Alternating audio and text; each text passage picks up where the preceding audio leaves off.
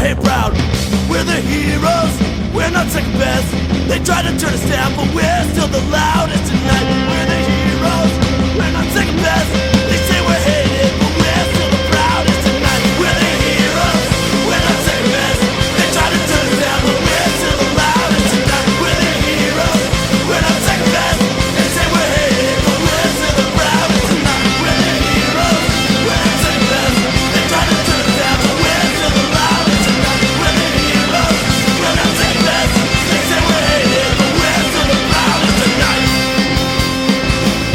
Tonight.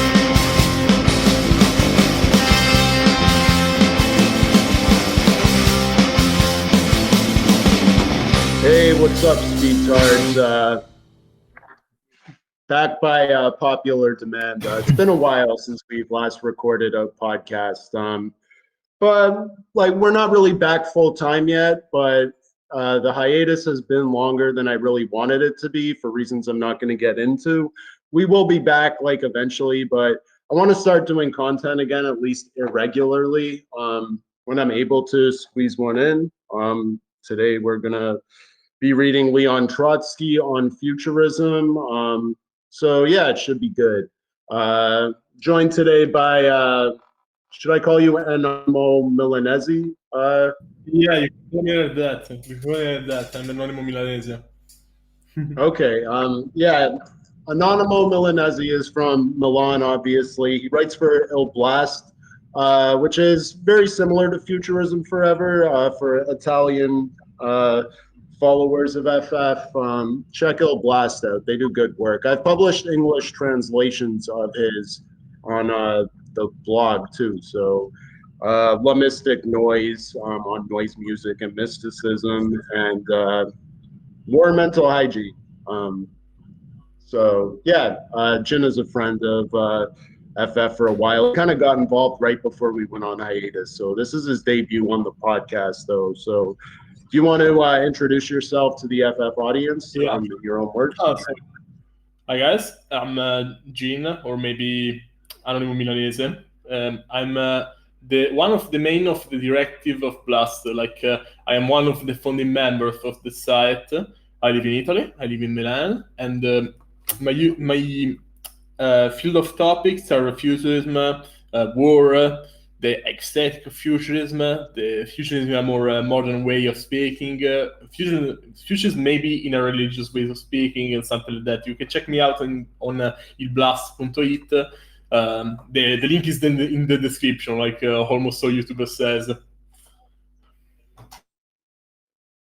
Okay, based. We also have Crux, formerly known as Scythe. We've had him on before on the Mayakovsky episode, so anyone listening, if you haven't listened to that episode yet, you should check that out. He was just starting Promethean magazine at that time. His first issue is out now, so welcome back, Crux. Do you want to talk about Promethean a bit? I'll link to both Il Blast and Promethean in the description also for the video. But yeah, what's up, Crux? Hey, it's good to be back. Yeah, Promethean's kind of a magazine I started last year. I'm kind of pivoting to using it more as a way to educate people on what goes into writing and more focus on zines rather than running a full-on magazine, I guess. Okay, sounds good. He's got things in the works too. It will be revealed shortly, but we'll keep that in the bag right now. And yeah, he's got things in the works though. Yeah, you actually just published a good article on futurism the other day. Do you want to talk on that a little bit? Yeah, should read it. Yeah, I wrote that as a kind of how I feel futurism should be now, how we should focus more on building a futurism of today rather than the futurism of the 1909 when the Futurist Manifesto came out. And while it's very important to read the text from Marinetti and Mayakovsky and the other original futurists, it's important to try and figure out what went wrong with the original futurists and what the original compute took and what they had to add to futurism. Yeah, it was a really good article. I made the same point myself on numerous occasions. Like, we use Marinetti or Mayakovsky as like a starting point. We like the central idea of what they were about, like rejecting the past, embracing the future, all that. But we're not dogmatic about like futurism at all. The world has changed a lot in the past 100 years. When we think about the future today, it has different implications than it did then. So we need an updated version of it. I'm sometimes accused of being dogmatic, but like I'm really not. I disagree with Marinetti on several points. Basically, every article on the blog that I've written is about how I disagree with Marinetti on this or that. So, I like Marinetti, obviously, and yeah, he's like the foundation of what we do at FF. I think like Promethean are kind of kindred spirits as far as that goes, and so are Blast. So, yeah, this is a good panel. We also have Ham DJ here, who just joined the chat recently. So, yeah, what's up, dude? Do you want to say hi to the audience? He's not talking. Okay, that's fine. All right, well, we'll start reading now then and talk about Leon Trotsky on futurism. So, let's see. Okay, so this is an essay by Trotsky taken from Chapter 4 of Literature and Revolution, published in 1924, in which he looks at the development of the futurist trend in art, looking in particular at its Russian variant, but also touching on the Italian. Futurism is a European phenomenon, and it is interesting because in spite of the teachings of the Russian formalist school, it did not shut itself in within the confines of art, but from the first, especially in Italy, it connected itself with political and social events. Futurism reflected in art the historic development which began in the middle of the 90s and which became merged in the World War. Capitalist society passed through 2 decades of unparalleled economic prosperity, which destroyed the old concepts of wealth and power and elaborated new standards, new criteria of the possible and of the impossible, and urged people towards new exploits. At the same time, the social movement lived on officially in the automatism of yesterday. The armed peace with its patches of diplomacy, the hollow parliamentary system, the external and internal politics based on the system of safety valves and brakes. All this weighed heavily on poetry at a time when the air, charged with accumulated electricity, gave sign of impending great explosions. Futurism was the foreboding of all this in art. A phenomenon was observed which has been repeated in history more than once, namely that the backward countries, which were without any special degree of spiritual culture, reflected in their ideology the achievements of the advanced countries more brilliantly and strongly. In this way, German thought of the 18th and 19th centuries reflected the economic achievements of England and the political achievements of France. In the same way, futurism obtained its most brilliant expression not in America, not in Germany, but in Italy and in Russia. With the exception of architecture, art is based on technique only in its last analysis. That is, only to the extent to which technique is the basis of all cultural superstructures. The practical dependence of art, especially of the art of words, upon material technique is insignificant. A poem which sings the skyscrapers, the dirigibles, and the submarines can be written in a faraway corner of some Russian province on yellow wallpaper, and with the broken stub of a pencil, in order to inflame the bright imagination of that province. It is quite enough if the skyscrapers, the dirigibles, and the submarines are in America. The human word is the most portable of all materials. So let's talk about that a little bit. I don't think it's an accident that like futurism kind of sprung up in Italy, in Russia, countries that were less industrially advanced as like Britain or America. I think that is a good point. I think we've made that point on the podcast before. Like in Britain, you had vorticism, which is very similar to futurism, but it's a little more skeptical of technology and stuff and like its effect on culture and things like war. It's not as like Wyndham Lewis is not as excited about cars and stuff as Marinetti or Mayakovsky would be. Do you guys have any thoughts on that? Of like futurism Yeah. coming from? So here in Italy, when the industrial revolution started, we were disunited. Like we were some little states without a generic rule, a king, or even a parliament. We were scattered around. When then the second revolution started, the revolution of the First War, we were actually a kingdom. So it's like when Marinetti was in his youth, when he started the Futurism, he was like living in a big place that was contradictory to what the other places were, because he was living in Milan, he was living also in his very very young age in Alexandria, Egypt. It's like Alexandria. I don't know the English for it. And it was striking because the society was changing, but not for the good, for the bad. Because while the technology improved the life, the bourgeoisie, the aristocrats, the Savoy were preventing it for spreading. The talks of being so much revolution here in Italy, because when you have a car, you can move fast, transmit ideas, transmit materials, even anti-system materials. So it was viewing as something only for production, not for the deliberation of ideas. It's like today the internet for them, but an internet in a country of the third world, like Bangladesh or Sri Lanka or even China in these rural places. It was a very radical revolution. And I have to make a point, because when Trotsky says Russia and Italy are like similar in this approach to future, it's like also a mental aspect, because while Italy and Russia are very far from each other, two cultures, one Slavic, one Mediterranean, two religions, one Orthodox, one Catholic, two even enemies, because in the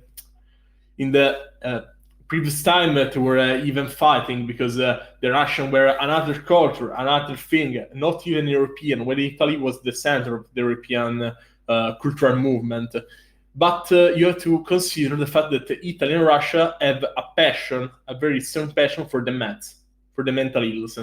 Because when you take someone like Dino Campana here in Italy, or someone even like Giacomo Leopardi for his nihilism, even the first Machiavelli, something that is very intellectual, but also in striking mad in his cynicism, in his ideas. And you take someone like in the Russia Mayakovsky, or the first I heard it out. It's like sorry, I search it because Trotsky says in these essays like about Khrushchev. Khrushchev was having a new alphabet for the Russians, was like a new language, a national language for the Russians, not even a Slavic uniform language like Esperanto. It was like a potpourri of words. And the maths are like very interesting in this time, because when the industrial revolution started, they have the new media to explore, new form of art to explore, and new technologies to have this madness to be abroading, to be spread like a illness. I'm fine. That's the end. Okay. Crux, do you have any thoughts on what Trotsky says in this opening? Not particularly. No, I do hearing it back, 'cause I haven't read it in a while. It is like really good, and as we go farther into it, the way this is kind of like a love-hate article for me, because on the one hand, it's obvious that he like has done the research on futurism, and then on the other hand, he's still like an old guy who's like looking at this predominantly youth movement through the eyes of like, what the hell are these kids doing? Yeah. You see that in Italian futurism a lot too, with what's his name? Prezzolini, his article, Fascism and Futurism. Like, he doesn't see the use in futurism at all and thinks it has like no importance for fascism. He says the opposite though, like it's found its home in Russia, and like it's a communist ideology. It has nothing to do with fascism. But we'll probably get into that later. I can continue reading. So yeah, picking up where we left off. Futurism originated in an eddy of bourgeois art and could not have originated otherwise. Its violent oppositional character does not contradict this in the least. The intellectuals are extremely heterogeneous. At the same time, each recognized school of art is a well-paid school. It is headed by mandarins with their many little balls. As a general rule, these mandarins of art develop the methods of their schools to the greatest subtlety, while at the same time they use up their whole supply of powder. Then some objective change, such as a political upheaval or a social storm, arouses the literary bohemia, the youth, the geniuses who are of military age, who, cursing the satiated and vulgar bourgeois culture, secretly dream of a few little balls for themselves, and gilded ones too, if possible. When investigators define the social nature of early Futurism and ascribe a decisive significance to the violent protests against bourgeois life and art, they simply do not know the history of literary tendencies well enough. The French Romanticists, as well as the German, always spoke scathingly of bourgeois morality and Philistine life. More than that, they wore long hair, flirted with a green complexion, and for the ultimate shaming of the bourgeois, Théophile Gautier put on a sensational red vest. The futurist yellow blouse is undoubtedly a grandies to this romantic vest, which inspired such horror to the papas and mamas. As is known, nothing cataclysmic followed these rebellious protests of the long hair or the red vest of Romanticism, and bourgeois public opinion safely adopted these gentlemen romantics and canonized them in their school textbooks. It is extremely naive to contrast the dynamics of Italian Futurism and its sympathies to the revolution with the decadent character of the bourgeoisie. One ought not to represent the bourgeoisie as a withered old cat. No, the beast of imperialism is bold, flexible, and has claws. Or is the lesson of 1914 already forgotten? For its war, the bourgeoisie used extensively the feelings and moods of which were destined by their nature to feed rebellion. In France, the war was pictured as the final completion of the work of the Great Revolution. And did not the belligerent bourgeoisie actually arrange revolutions in other lands? In Italy, the interventionists, that is, those in favor of intervention in the war, were the revolutionists, that is, the Republicans, Freemasons, social chauvinists, and futurists. Last of all, did not Italian fascism come into power by revolutionary methods, by bringing into action the masses, the mobs, and the millions, and by tempering and arming them? It is not an accident, it is not a misunderstanding that Italian Futurism has merged into the torrents of fascism. It is entirely in accord with the law of cause and effect. Russian Futurism was born in a society which passed through a preparatory class of fighting, the priest Rasputin, and was preparing for the democratic revolution of February 1917. This gave our futurism certain advantages. It caught rhythms of movement, of action, of attack, and of destruction, which were as yet vague. It carried its struggle for a place in the sun more sharply, more resolutely, and more noisily than all preceding schools, which was in accordance with its activist moods and points of view. To be sure, a young futurist did not go to the factories and to the mills, but he made a lot of noise in cafes. He banged his fist upon music stands. He put on a yellow blouse. He painted his cheeks and threatened vaguely with his fist. The workers' revolution in Russia broke loose before Futurism had time to free itself from its childish habits, from its yellow blouses, and from its excessive excitement, and before it could be officially recognized, that is, made into a politically harmless artistic school, whose style was acceptable. The seizure of power by the proletariat caught Futurism still in the stage of being a persecuted group. And this fact alone pushed Futurism towards the new masters of life, especially since the contact and rapprochement with the revolution was made easier for Futurism by its philosophy, that is, by its lack of respect for old values and by its dynamics. But Futurism carried the features of its social origin, bourgeois bohemia, into the new stage of its development. In the advanced guard of literature, Futurism is no less a product of the poetic past than any other literary school of the present day. To say that Futurism has freed art of its thousand-year-old bonds of bourgeoisdom, I don't know how to pronounce that, is to estimate thousands of years very cheaply. The call of the futurists to break with the past, to do away with Pushkin, to liquidate tradition, etc., has a meaning insofar as it is addressed to the old literary caste, to the closed-in circle of the intelligentsia. In other words, it has a meaning only insofar as the futurists are busy cutting the cord, which binds them to the priests of bourgeois literary tradition. But the meaninglessness of this call becomes evident as soon as it is addressed to the proletariat.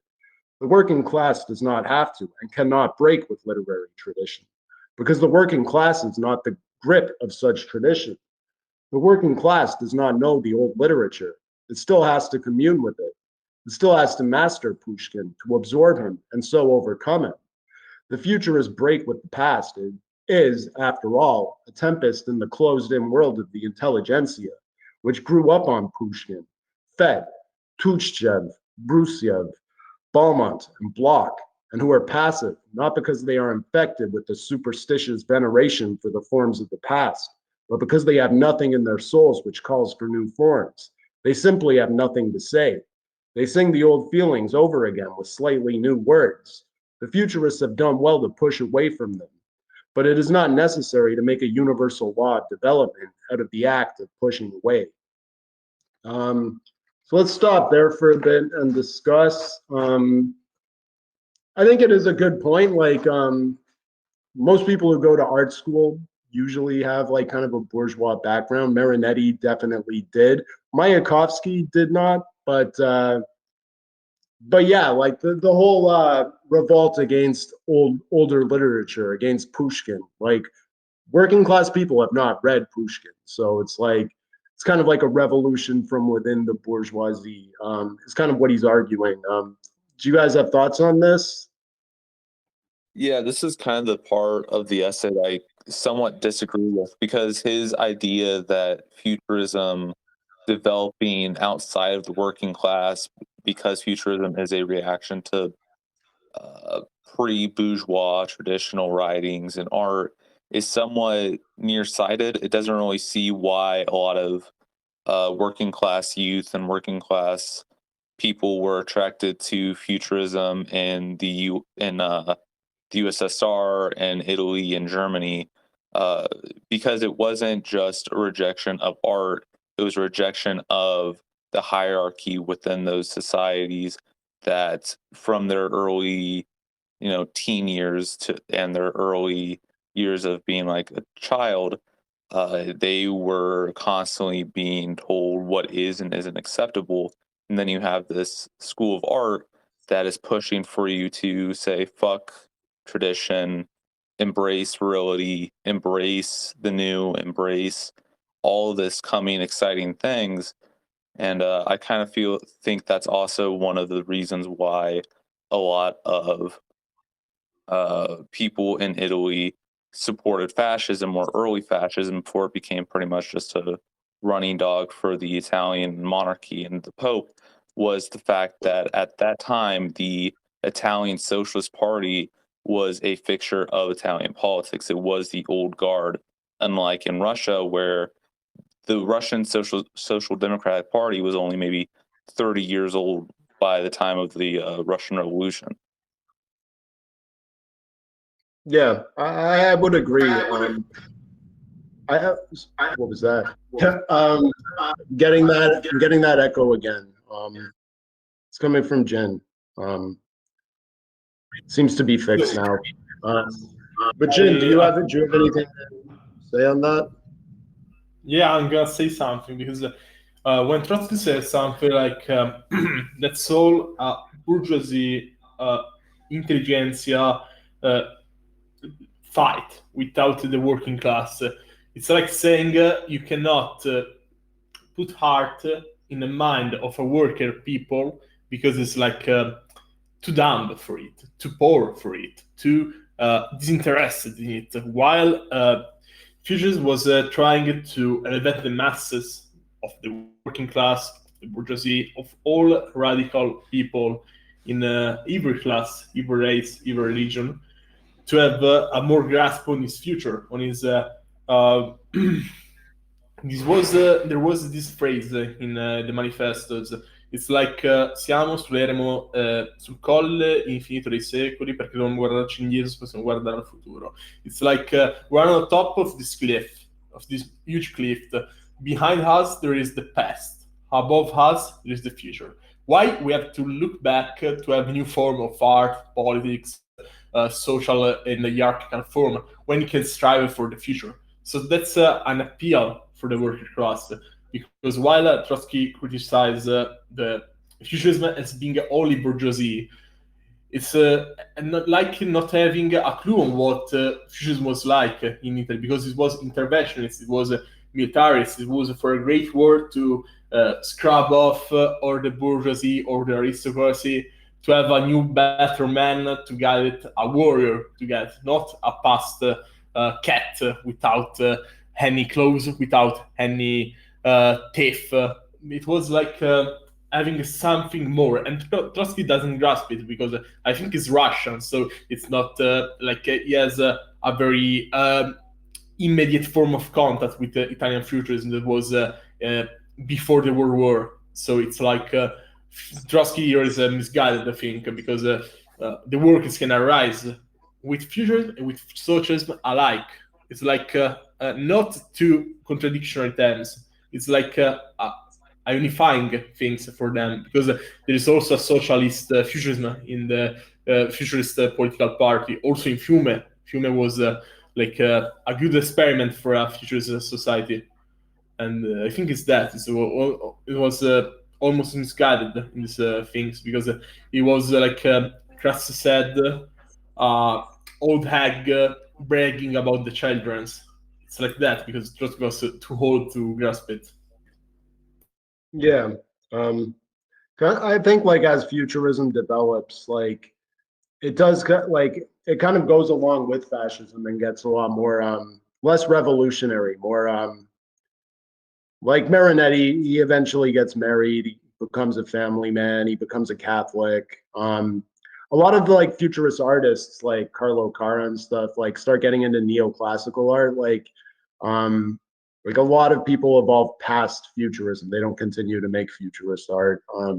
You know, there are exceptions like Gerardo Dottori or Benedetta Cappa, Marinetti's wife. Tullio Crowley is like a later futurist who's still doing a definitive futurist style. But like, yeah, as a lot of them grow up, they kind of move away from more abstract futurist art and begin like experimenting with more traditional styles. I'm not sure why that is, but it's like I do think they lose that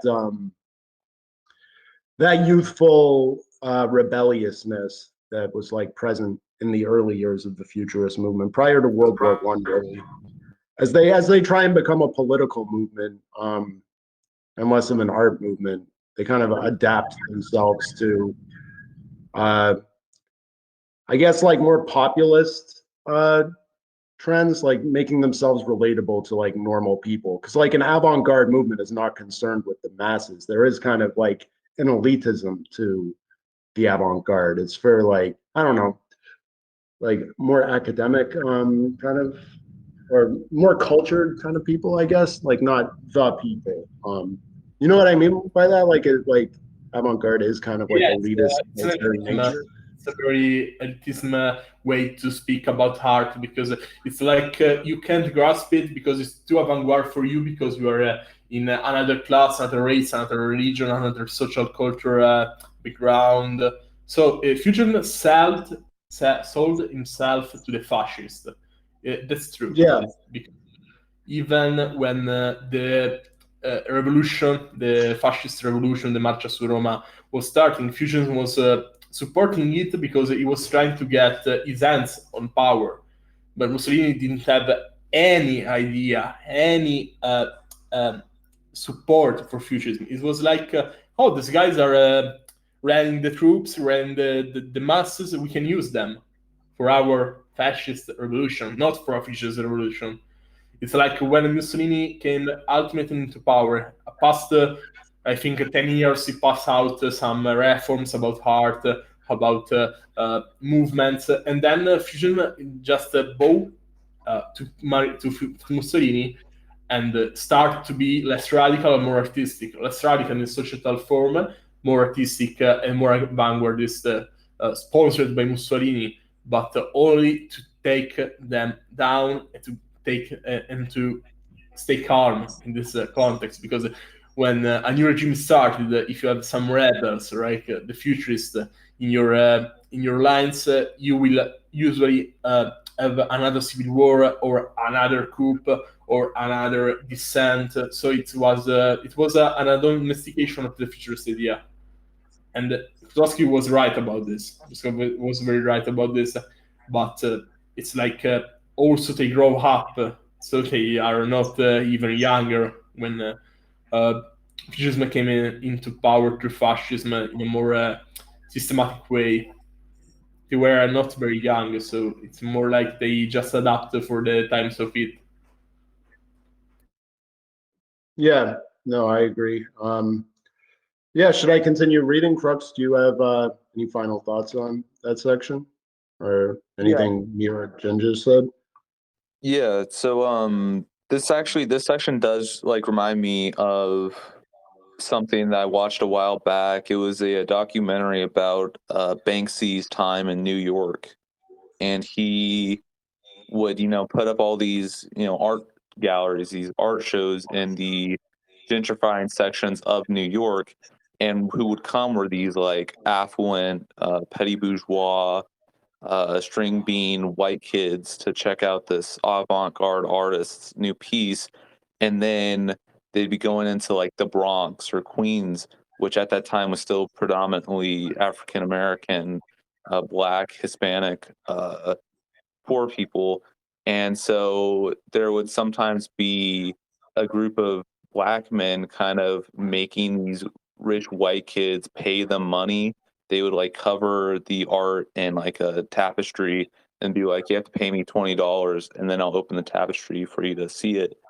And I remember reading I don't know if it was in the documentary or if it was like an article, but it was about how this kind of shows the dynamic within the art world where the people that Banksy is trying to reach out to, the poor working class people, they don't see this as art. They see it as a way to kind of bring themselves up in the world, while the people that are interested in his art, they are too kind of disconnected from reality that they are willing to pay like $30 just to see a drawing on a brick wall. And I think that kind of goes into what Trotsky's saying here, where I disagree with it, but I do see where he's coming from, where the proletariat of pre-revolutionary Russia would not be interested in poetry by Mayakovsky or poetry of Marinetti, simply because there's like, why would they? What would they gain from it? Being a 30, 40-year-old worker in the middle of Tsarist Russia. And while the Russian futurists did, they did do shows outside of factories and they did go to workers, and some workers appreciated it. Other times they're kind of just like, this means nothing to me. Yeah, it's like so. Yeah, if you have someone like Banksy, there was even a very revolutionary form of art, because street art in the time was very young in its thing, because of very revolutionary, very young. And you have Black Americans go to and make the whites, the rich whites, pay for it. It's like just art thing, but also revolutionary thing, because you are like striking them by their money and introduce them to their reality. You are paying for you a dry up wall, and the bourgeoisie, the whites, the black bourgeoisie was like, oh, very interesting, very cool, very nice, it's very revolutionary. But they both don't catch the point of art in the thing, because art was trying to make its way through and see them as a true reality. You're poor, you're rich, you're less oppressed, you're privileged, something like that. But they don't grasp it, because they only have this rational thing about being an art form so extraneous, so alien to them, they both cannot grasp it. Even the white elite cannot grasp it because it was avant-garde art for the time, and fusion was like too revolutionary for this kind of concept. Even for a society that was a proletarian, new, young, like the USSR, and it's like. Well, you got a good point in there because you're making me stutter because my English is not very bad. It's not very good in this kind of approach. But you have a point. You have a point in it because the art is still, even today, too much utilitarian for the masses. But we have to make something with it because art is fundamental in a society. Yeah, yeah. Just open question, like when Stalin takes over, like Trotsky's nemesis, he like purges the futurists, and he instills like or enforces like socialist realism, social realism, which it is a good style in its own right, but it does cater more to like I guess working class. It's an attempt to appeal anyway to more working class tastes. Like it's realistic, it's not abstract. It's something like you understand what the painting represents just by looking at it. It doesn't require that much thought. So as futurism forever, we obviously like prefer the futurists. We don't like Stalin for this reason. But should we talk about that a little bit, or? Uh, it may be better to talk about this after, reading the entire, Okay. Yeah, let's not get ahead of ourselves. I'll continue reading then. A bohemian nihilism exists in the exaggerated futurist rejection of the past, but not a proletarian revolutionism. We Marxists live in traditions, and we have not stopped being revolutionists on account of it. We elaborated and lived through the traditions of the Paris Commune, even before our first revolution. Then the traditions of 1905 were added to them, by which we nourished ourselves and by which we prepared the second revolution. Going farther back, we connected the Commune with the June days of 1848 and with the Great French Revolution. In the field of theory, we based ourselves through Marx on Hegel and on English classical political economy. We were educated and we entered the struggle during an organic epoch, and we lived on revolutionary traditions. More than one literary tendency was born under our eyes, which declared a merciless war upon bourgeoisdom, and which looked upon us as not quite whole, just as the wind always returns to its own circles. So these literary revolutionists and destroyers of traditions found their way to the academy. The October Revolution appeared to the intelligentsia, including its literary left wing, as a complete destruction of its known world, or that very world from which it broke away from time to time, for the purpose of creating new schools, and to which it invariably returned. To us, on the contrary, the revolution appeared as the embodiment of a familiar tradition, internally digested, from a world which we rejected theoretically and which we undermined practically. We entered into a world which was already familiar to us, as a tradition and a vision. Here lies the incompatibility of psychological type between the communist, who was a political revolutionist, and the futurist, who was a revolutionary innovator of form. This is the source of the misunderstandings between them. The trouble is not that futurism denies the holy traditions of the intelligentsia.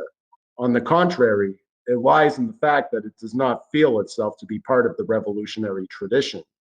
We stepped into the revolution while futurism fell into it, but the situation is not at all hopeless. Futurism will not go back to its circles because these circles do not exist any longer. And this not insignificant circumstance gives futurism the possibility of a rebirth, of entering into the new art, not as an all-determining current, but as an important component part. Russian futurism is composed of several elements, which are quite independent from one another, and are often contradictory. Philological constructions and surmises considerably imbued with the archaic, Klubnikov, Kruchenik, which at any rate lie outside the sphere of poetry. A poetics that is a doctrine about the methods and processes of word-making, a philosophy of art, in fact, two whole philosophies, a formalistic one, Shklovsky, and another one, more Marxist, Eratov, Chuzhak, etc. Finally, poetry itself, the living work. We are not considering their literary insolence as an independent element, because it is generally combined with one of these fundamental elements. When Kruchenik says that the meaningless syllables, dur, bol, shil, contain more poetry than all of Pushkin, or something to this effect, it is something midway between philological poetics and the insolence of bad manners.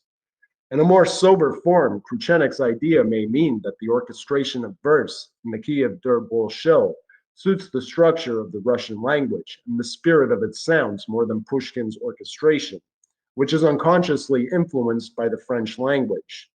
Whether this is correct or incorrect, it is evident that dur, bol, shil is not a poetic extract from a futurist work. So there is really nothing for one to compare. Perhaps it is possible that someone will write poems in this musical and philological key, which will be greater than Pushkin's, but we have to wait. Klubnikov and Kruchenik's word forms also lie outside poetry. They are philology of a doubtful character, poetics in part, but not poetry. It is absolutely unquestionable that language lives and develops, creating new words from within and discarding antiquated ones. Hunt a language does this extremely cautiously and calculatingly, and according to the strictest need.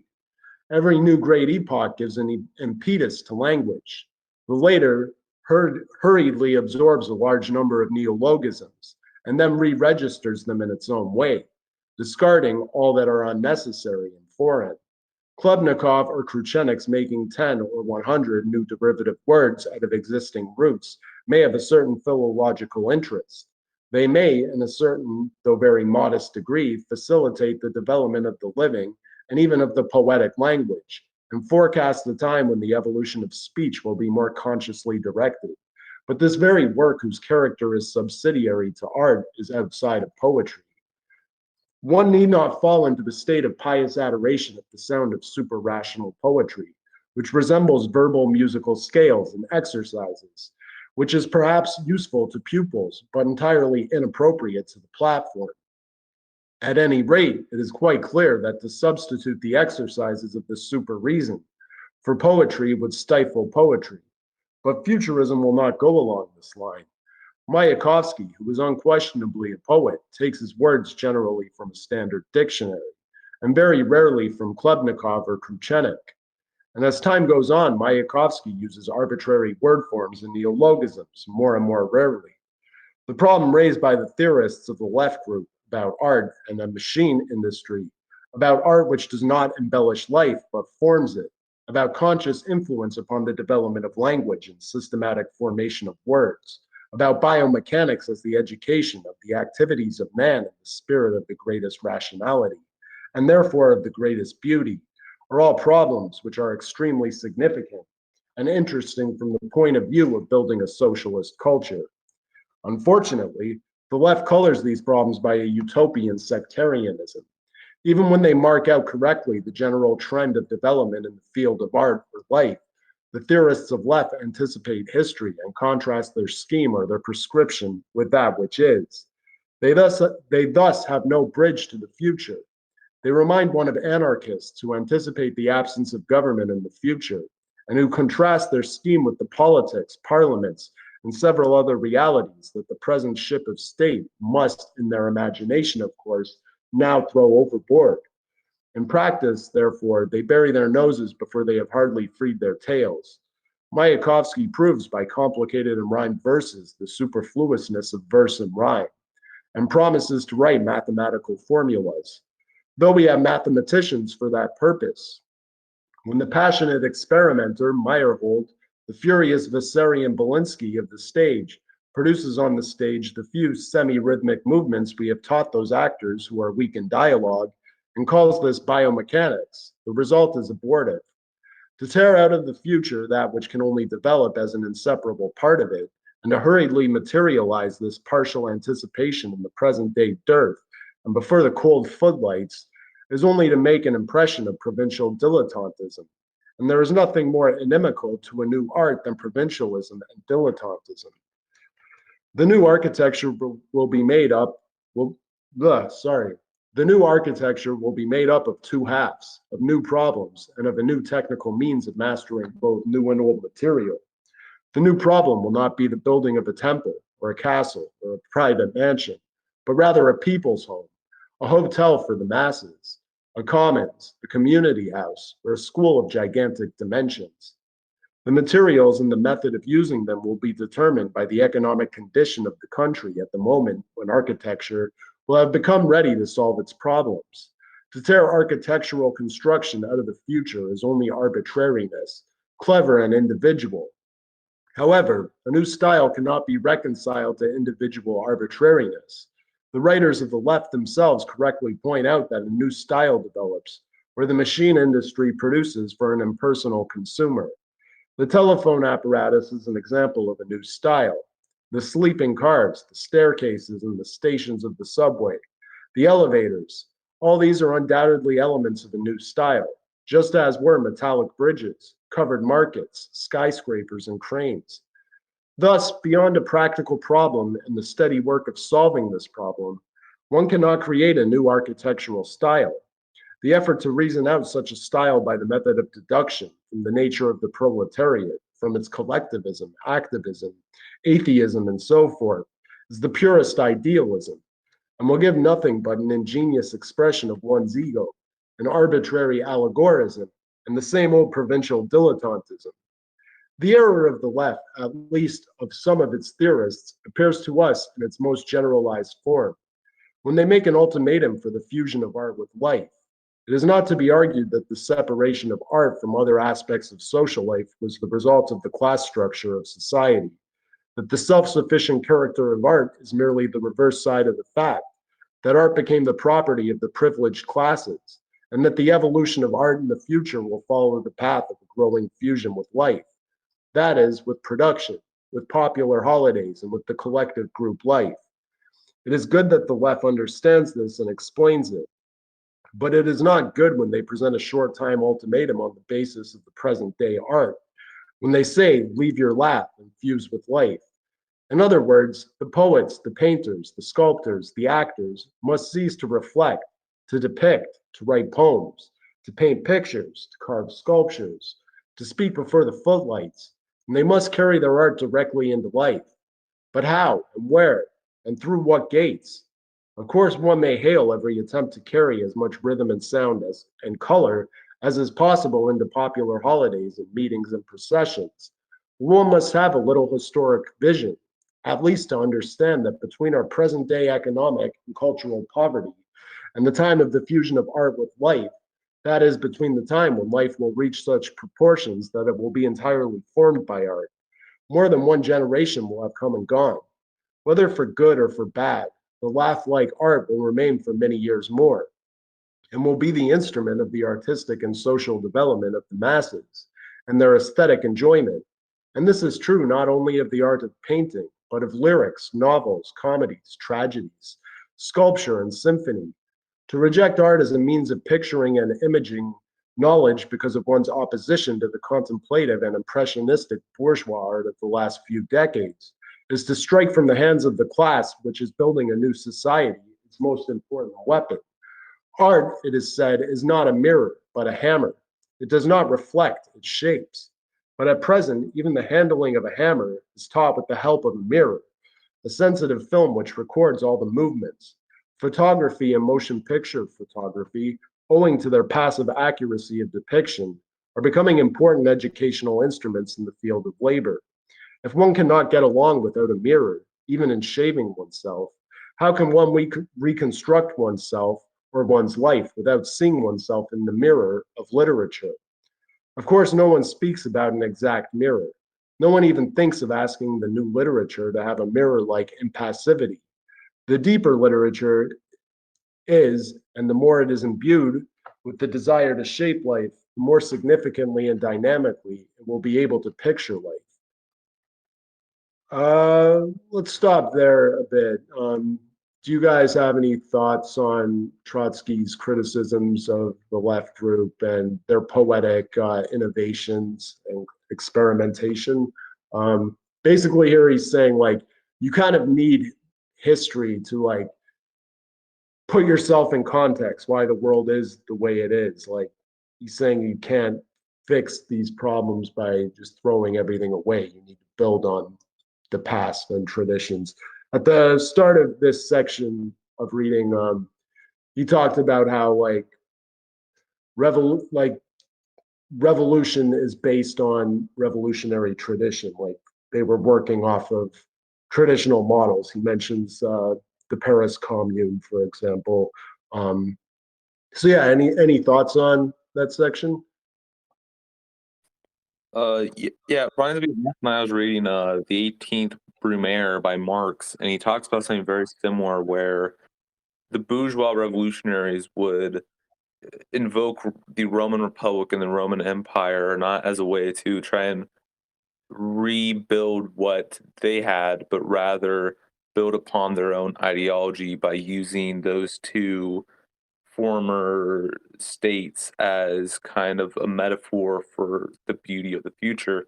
And that's when I don't think the futurists really threw away. I don't think they threw away the idea of building off tradition, but rather building off tradition to where they aren't glorifying it to the point where I'd actually say one of the pinnacle flaws of Italian futurism was the fact that they lean too heavily into the Italian identity as the pinnacle of the Italian peninsula, as Italian culture. They, even in their defense of World War One, they stated that it was their support of intervening within that whole clusterfuck was to prevent the Germans from retaking northern Italy, uh, which I believe they had a claim on since it was a part of the Austrian Empire, which was a remnant state of the Holy Roman Empire.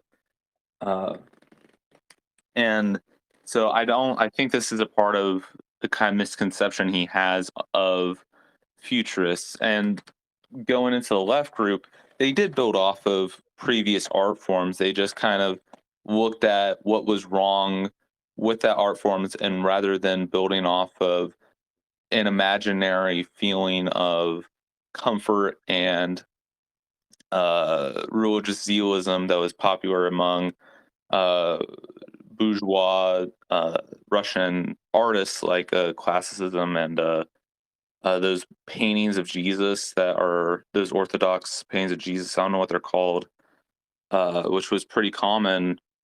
I think more or less they took that and were like, okay, so how can we build off this, but make it to where it glorifies the proletariat, it glorifies the revolution, it glorifies feelings of actual humanity rather than these concepts of national supremacy, of religious dogmatism.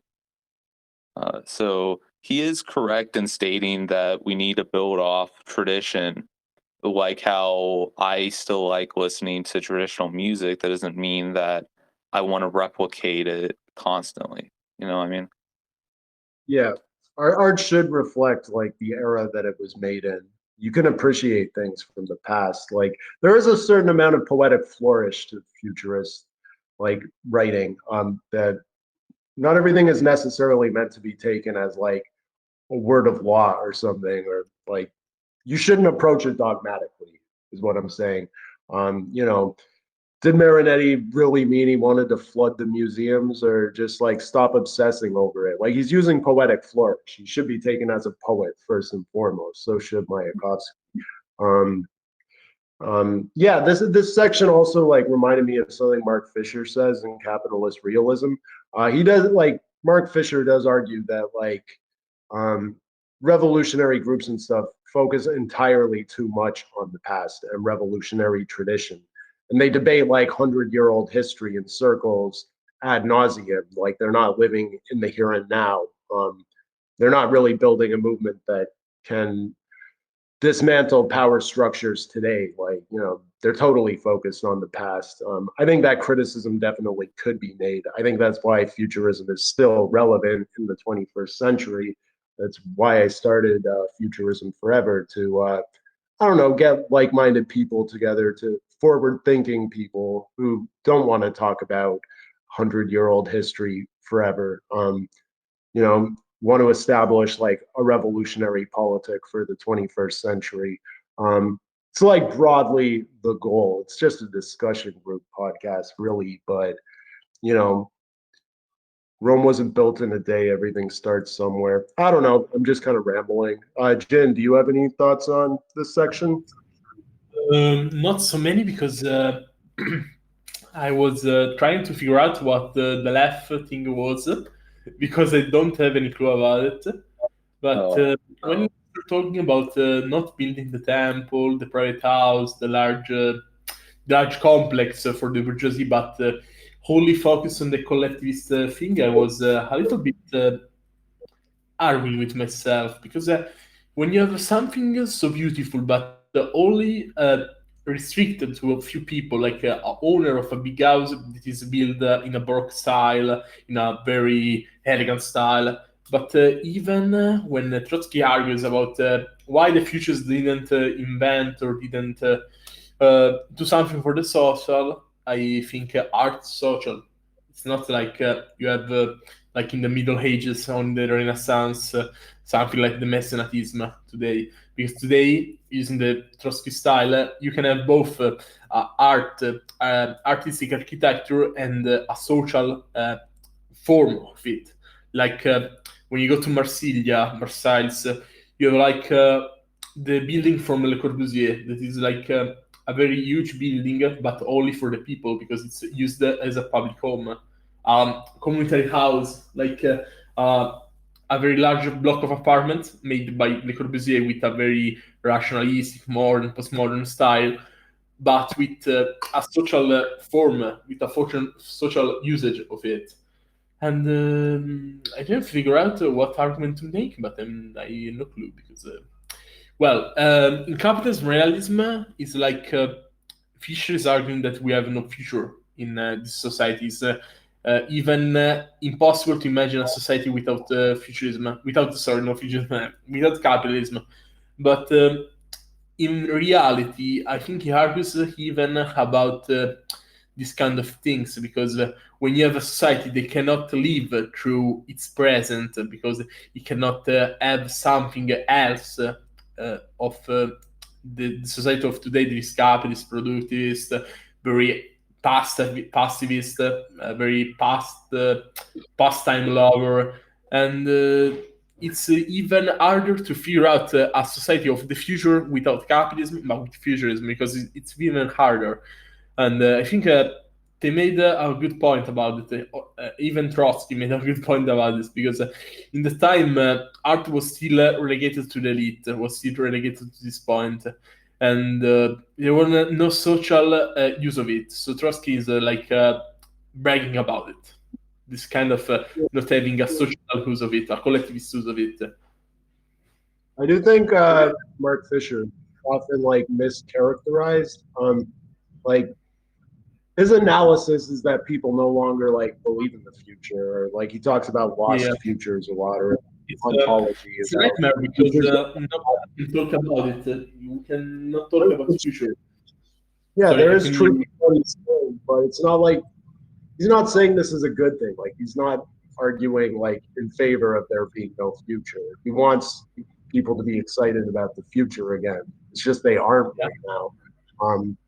And like radical groups that should be focused on like the future and like are just like obsessed with the past. I think it's like dead weight that holds us back. Like why are we still arguing about like World War II or the Kronstadt or things like that? Like, it has no effect on the here and now. It's a bragging because it's a comfort zone.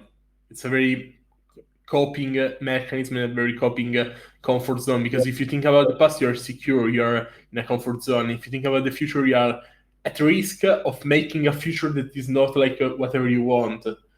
So that's the risk, but it's a risk that is worth taking because it's a future, is something that will come in a second, in a minute.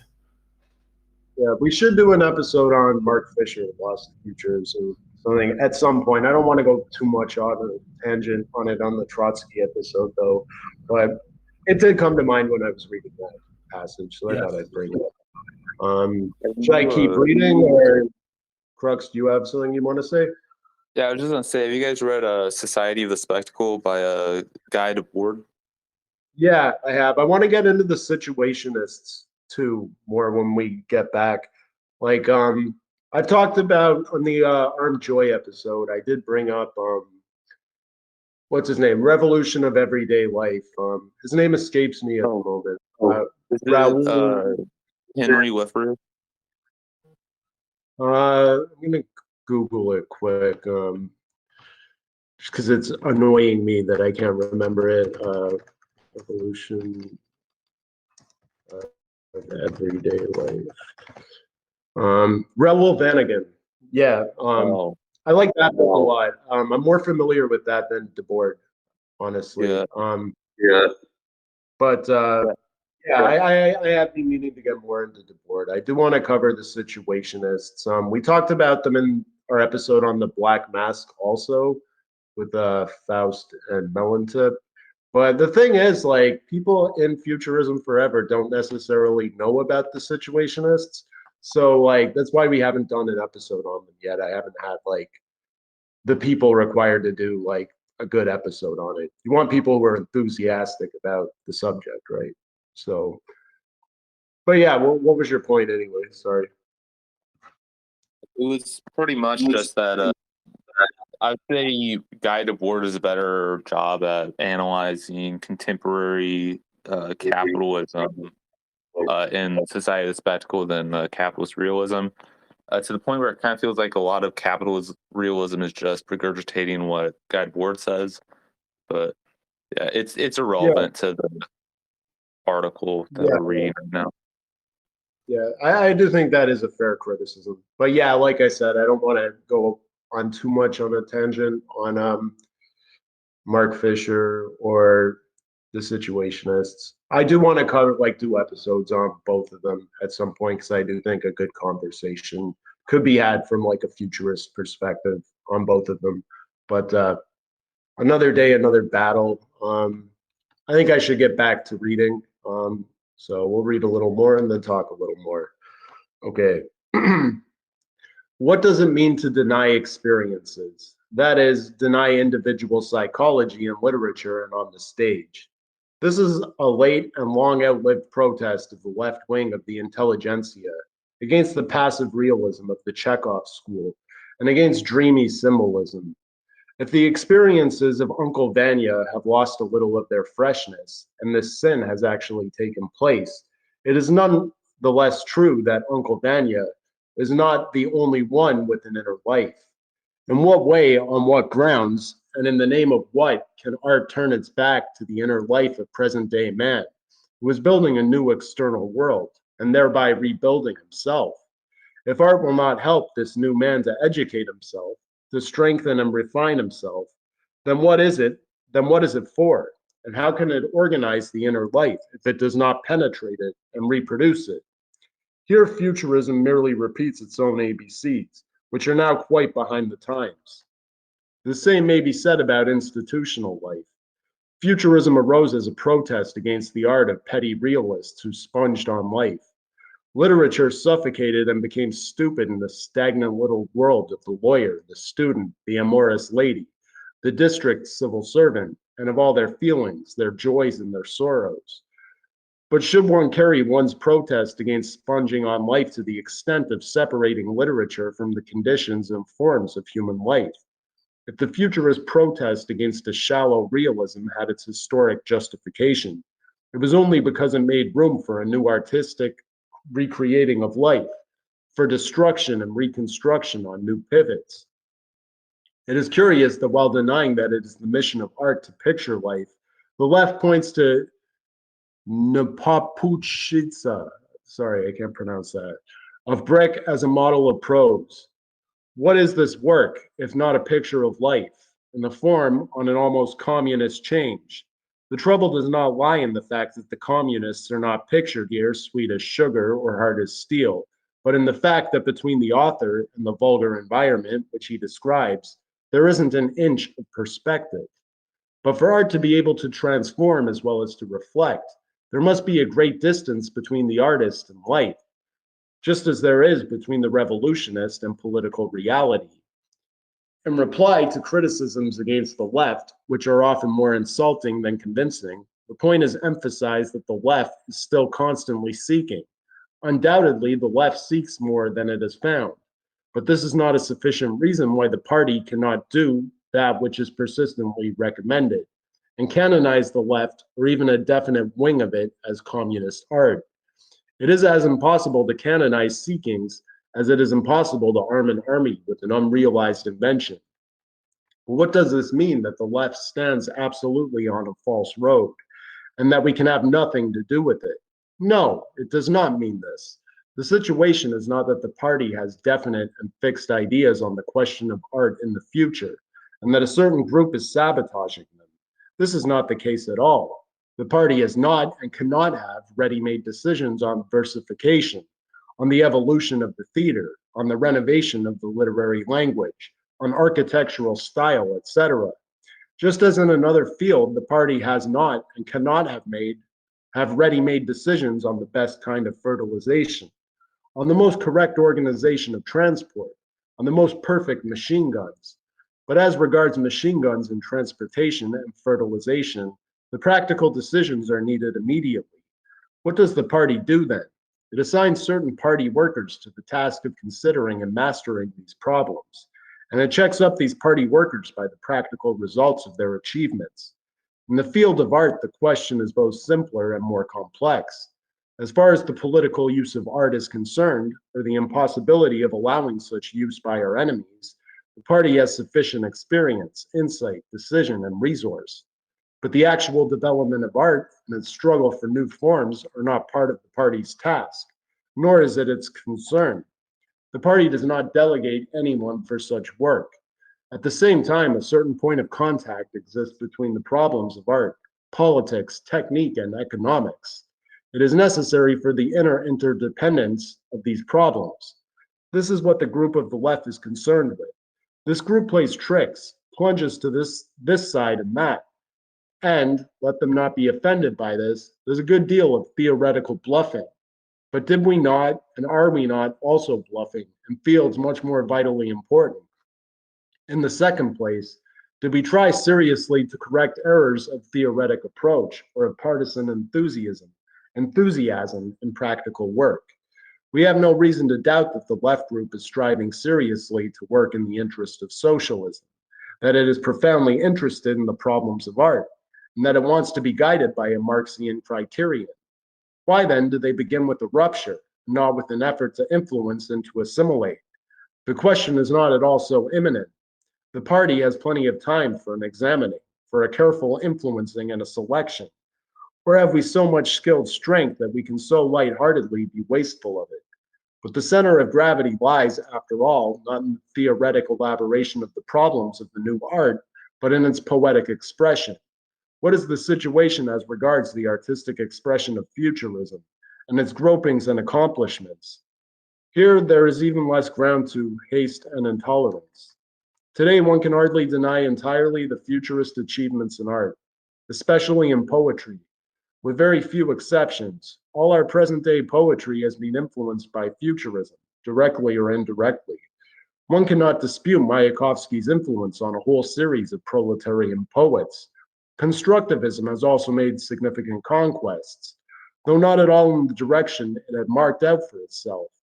Articles are continually being published on the complete futility and on the counter-revolutionary character of Futurism, between covers made by the hand of the constructivist. In the most official editions, Futurist poems are published side by side with the most destructive summings up of Futurism. The Prolet cult, the Organization for Proletarian Culture, is united to the Futurists by living chords. Gorn is edited at present in a quite clear spirit of Futurism. To be sure, there is no use exaggerating the significance of these facts, because they take place, as in the great majority of all our groups of art, in an upper and for the time being quite superficial stratum, and are very feebly connected with the working masses. But it will be stupid to close one's eyes to these facts, and to treat Futurism as the charlatan invention of a decadent intelligentsia. Even if tomorrow the fact will be disclosed that the strength of futurism is declining, and I do not consider this quite impossible, today at any rate, the strength of futurism is greater than all those tendencies at whose expense futurism is spreading. The original futurism of Russia, as has already been said, was the revolt of Bohemia, that is, of the semi-pauperized left wing of the intelligentsia, against the closed-in and caste-like aesthetics of the bourgeois intelligentsia. Through the outer layer of this poetic revolt was felt the pressure of deep social forces, which futurism itself did not quite understand. The struggle against the old vocabulary and syntax of poetry, regardless of all its bohemian extravagances, was a progressive revolt against a vocabulary that was cramped and selected artificially, with the view of being undisturbed by anything extraneous. A revolt against impressionism, which was sipping life through a straw. A revolt against symbolism, which had become false in its heavenly vacuity, against Zenaida Hippias and her kind, and against all the other squeezed lemons and picked chicken bones of the little world of the liberal mystic intelligentsia. If we survey attentively tile period left behind, we cannot help but realize how vital and progressive was the work of futurists in the field of philology. Without exaggerating the dimensions of this revolution in language, we must realize that futurism has pushed out of poetry many worn words and phrases, and has made them all full-blooded again, and in a few cases has happily created new words and phrases which have entered or are entering into the vocabulary of poetry, and which can enrich the living language. This refers not only to the separate word, but also to its place among other words, that is, to syntax. In the field of word combinations, as well as in the field of word formations, futurism truly has gone somewhat beyond the limits which a living language can hold. The same thing, however, has happened with the revolution, and is the sin of every living movement.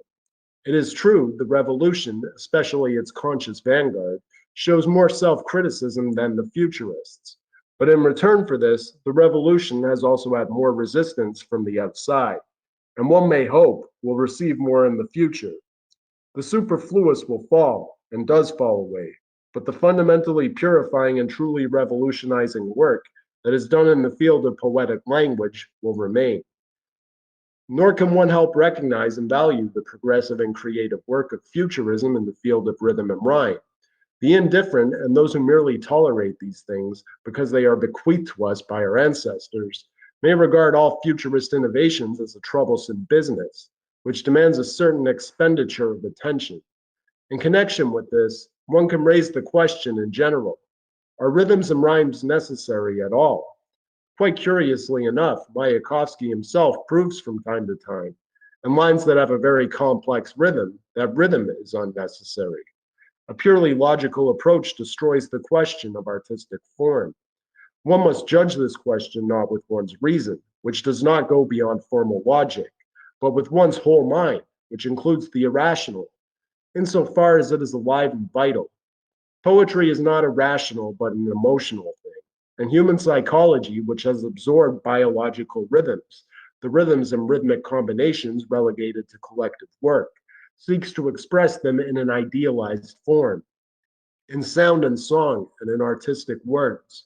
As long as such a need is a vital one, the futurist rhythms and rhyme, which are more flexible, bolder, and more varied, represent a surer and more valuable acquisition. And this acquisition has already had its influence outside the purely futurist groups. In the orchestration of verse, the conquests of the futurists are just as indisputable. One must not forget that the sound of a word is an acoustic accompaniment of its sense. The futurists have sinned, and still sin by their almost monstrous bias for sound as against sense. It is only the enthusiasm of the infantile sickness of leftism, which of course must be rejected as the ravings of a new poetic school, which is felt in a new way and with a fresh ear, sound as opposed to the sleek routine of words. Of course, the overwhelming majority of the working class today are not interested in these questions. The greater part of the vanguard of the working class is too busy for them. It has other, more urgent tasks. But there is also the tomorrow. That tomorrow will demand a much more attentive and accurate attitude, a much more masterly and artistic one toward language. is the fundamental instrument of culture, not only toward the language of verse, but also of prose, and especially of prose. A word never covers a concept precisely in the whole concrete meaning with which it is taken in each given case. On the other hand, a word has sound and outline, not only to our ear and for our eye, but also for our logic and imagination. It is possible to make thought more precise through a careful selection of words, only if the latter are weighed from all sides, which means acoustically as well, and only if they are combined in the most thought out manner. Here, haphazard methods will not do. Micrometric instruments are necessary. Routine, tradition, habit, and carelessness must all make room for thoughtful, systematic work. On the best side, Futurism is a protest against the haphazard, which forms a powerful literary school of its own, and which has very influential representatives in every field. So let's stop there for a bit. I'm gonna go grab another beer, but I'm gonna leave an open mic if Crux or Jen want to comment on anything. Trotsky's kind of gotten out of his system what he doesn't like about futurism, but he's starting to give it some props too. So yeah, open mic, Crux or Jen, whoever wants to go first.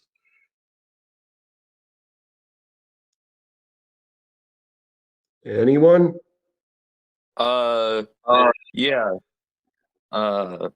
Going back, Jen, are you still looking into what left is?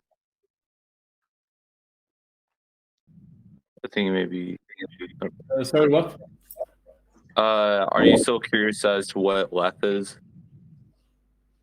Yeah, I was trying to figure out because I was trying to follow Don in his reading and also trying to figure out what it is. I didn't find. Basically, yeah, it was the Left Front for the Arts that was founded by Mayakovsky and Osip Brick. It was a futurist art magazine founded in the USSR that had Rodchenko in it, Eisenstein, Eisenstein, I think that's how it's pronounced, along with other people who pioneered the path of like filmography, abstract art, and Sergei Eisenstein created the Soviet montage technique in filmmaking, which is what he's kind of famous for. Just very like fast-paced cutting and stuff like that. As far as editing goes, very important filmmaker. But yeah, I just thought I'd jump in there. But yeah, the left group was like Mayakovsky's group, right? It's like Yeah. I see. yeah. So yeah, here Trotsky is giving like props to the futurists. He is saying like they had great innovations that like are helping establish a new culture, and that like is important too. Someone has to do that kind of work. He talks about like their neologisms, like they're making up new words and stuff. They're doing away with a lot of the conventions of poetry that had come before them, experimenting with like new forms, new rhyme schemes, new rhythms, and like just doing away with a lot of customs altogether. Like, yeah. And yeah, does anyone have any thoughts or should I keep reading? I think keep reading. Okay. Excuse me. In Gorlov's unpublished work, which in my opinion traces incorrectly the international origin of futurism and which violates a historic perspective and identifies futurism with proletarian poetry, the achievements of futurism in art and form are very thoughtfully and weightily summarized. Gorlov points out correctly that the futurist revolution in form, which grew out of the revolt against the old aesthetics, reflects in the plane of theory the revolt against the stagnant, smelly life, which produced that aesthetics, and that this caused in Mayakovsky, who was the greatest poet of the school, and in his most intimate friends, a revolt against the social order of life with its discarded aesthetics. That is why these poets are organically connected with October. Gorliev's outline is correct, but it must be made more precise and more definite. It is true that new words and new word combinations, new rhythms and new rhymes were necessary, because Futurism, in its feeling for the world, rearranged events and facts, and established, that is, discovered for itself new relationships between them. Futurism is against mysticism, against the passive deification of nature, against the aristocratic and every other kind of laziness, against dreaminess and against lachrymosity, and stands for technique, for scientific organization, for the machine, for planfulness, for willpower, for courage, for speed, for precision, for the new man who is armed with all these things. The connection of the aesthetics revolt with the moral and social revolt is direct. Both enter entirely and fully into the life experience of the active, new, young, and untamed section of the intelligentsia, of the left, the creative bohemia. Disgust against the limitations and the vulgarity of the old life produces a new artistic style as a way of escape, and thus the disgust is liquidated. In different combinations and on different historic bases, we have seen the disgust of the intelligentsia form more than one new style, but that was always the end of it. This time, the proletarian revolution caught Futurism in a certain stage of its growth and pushed it forward. Futurists became communists. By this very fact, they entered the sphere of more profound questions and relationships, which far transcended the limits of their own little world, and which were not quite worked out organically in their soul. That is why Futurists, even including Mayakovsky, are weakest artistically at those points where they finish as communists. This is more the result of their spiritual past than of their social origin. The Futurist poets have not mastered the elements of the communist point of view and world attitude sufficiently to find an organic expression for them in words. They have not entered, so to speak, into their blood. That is why they are frequently subject to artistic and psychological defeats, to stilted forms, and to making much noise about nothing. In its most revolutionary and compelling works, Futurism becomes stylization. Nevertheless, the young poet Bezmensky, who is so much obligated to Mayakovsky, gives a really true artistic expression of the communist point of view. The reason being that Bezmensky was not a poet already formed when he came to communism, but was spiritually born in communism. It is possible to argue, and it has been argued more than once, that even the proletarian doctrine and program were made by members of the bourgeois and democratic intelligentsia. There is a great difference here. The economic and historico-philosophical doctrine of the proletariat consists of objective knowledge. If that cabinet maker, Bebel, who was ascetically economical in life and thought, and who had a mind as keen as a razor, had been the creator of the theory of surplus value, and not the universally educated doctor of philosophy, Karl Marx, he would have formulated it in a much more accessible and simple and one-sided work. The wealth and variety of thoughts, of arguments, of images, and of quotations in capital undoubtedly reveal the intellectualist background of this great book.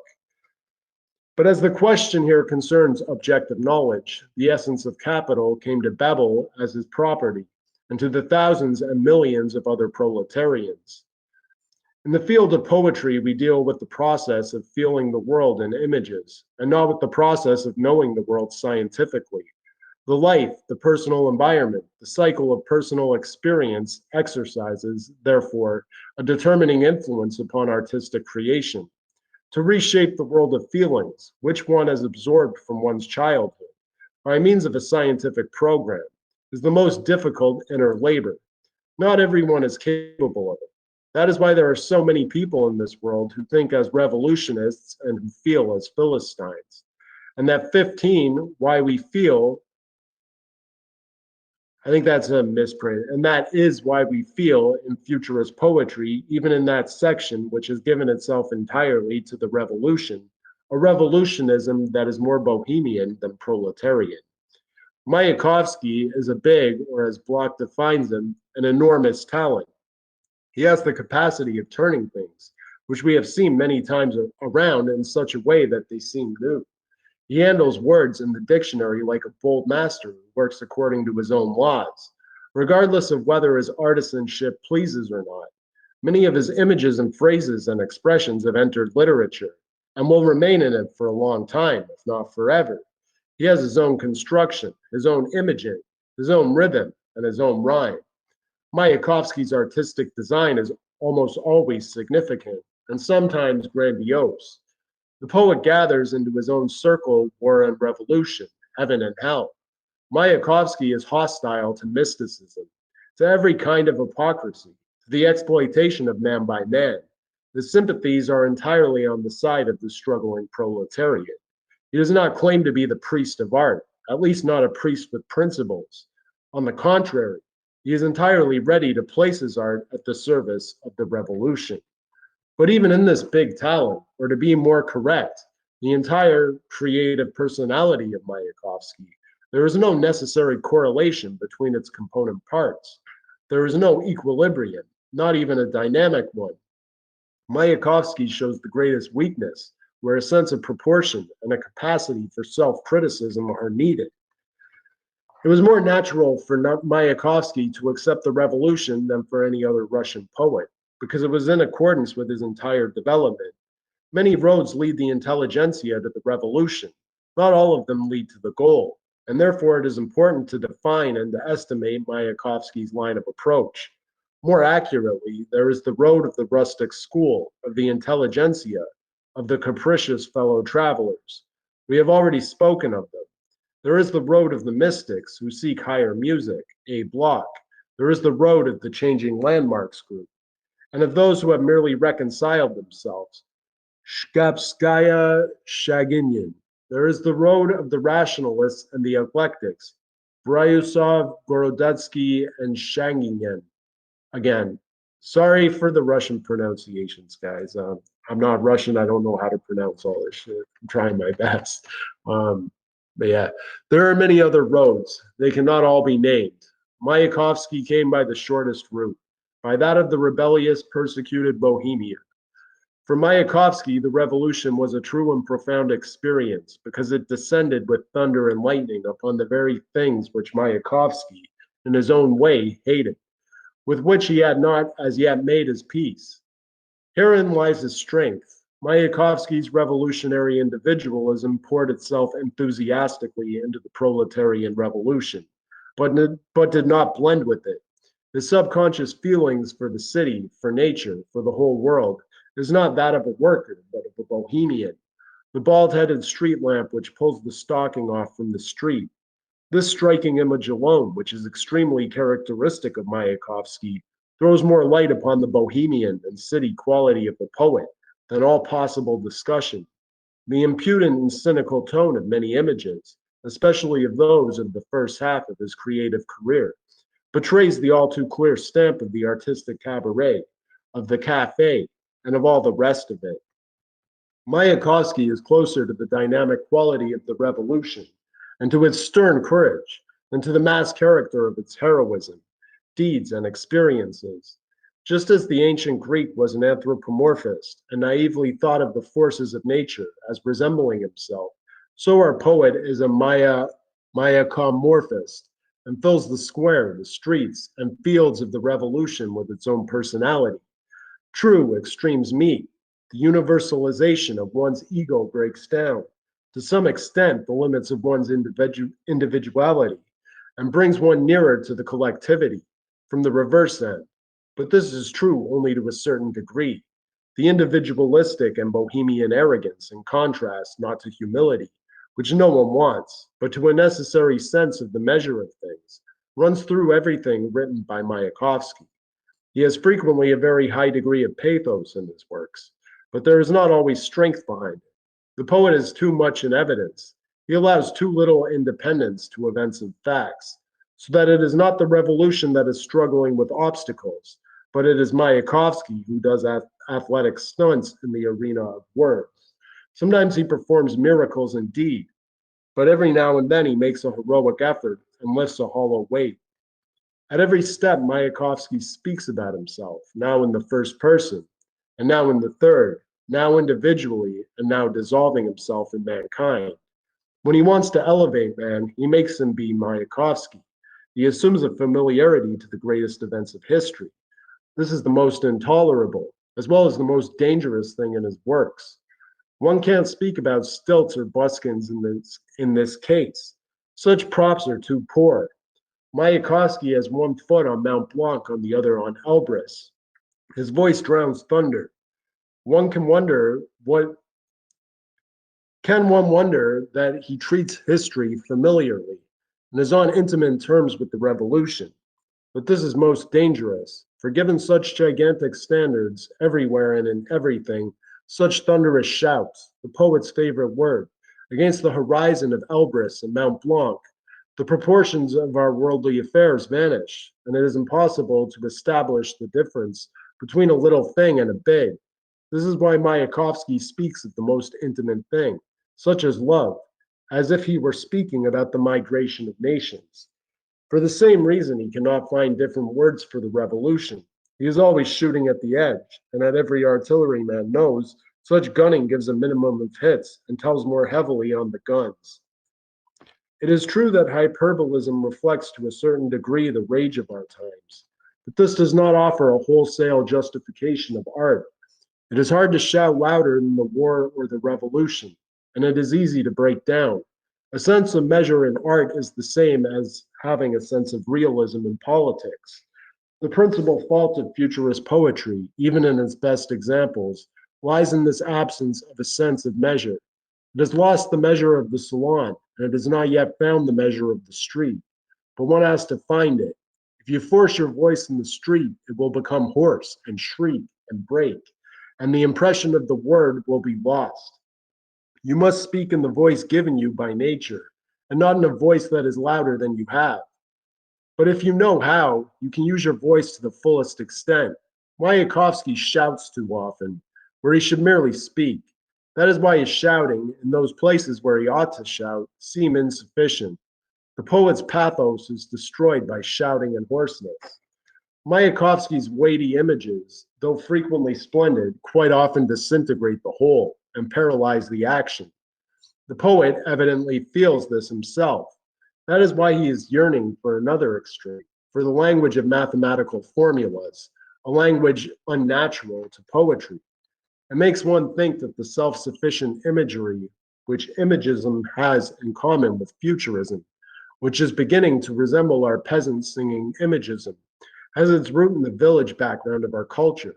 It is more related to the Church of Vasily the Blessed than to a steel bridge.